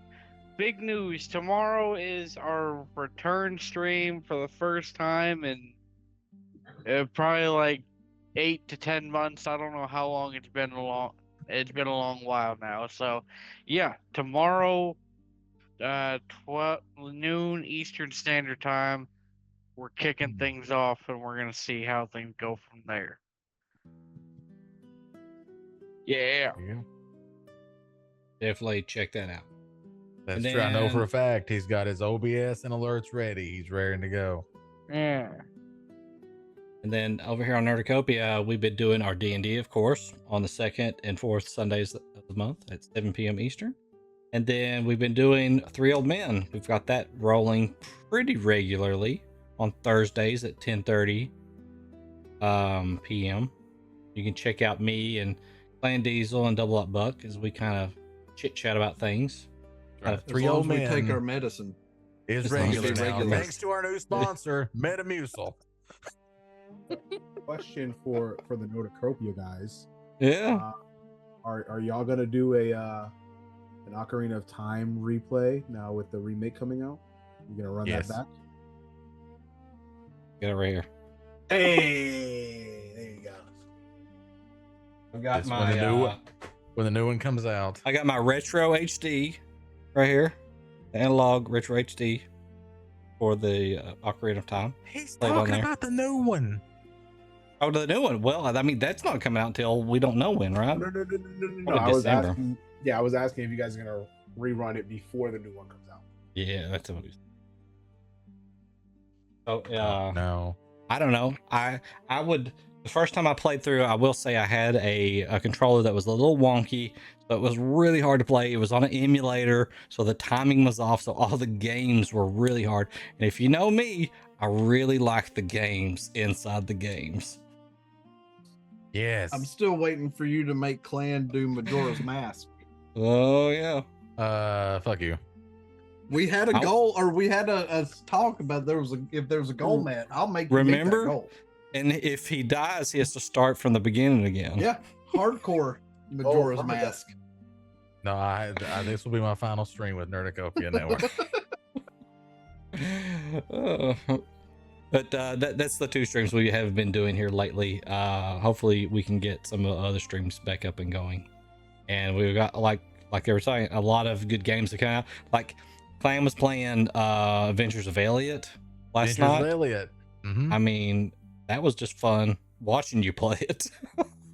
It was fun And- playing it too. And Did having Yeah. you you watch finally me. call him? He did. I was playing Fable Anniversary, so Yeah. getting ready for Fable coming out in February. And apparently And then we got found Halo Toril mid coming out in the game. in July, so Yep. there will definitely be some Halo playing.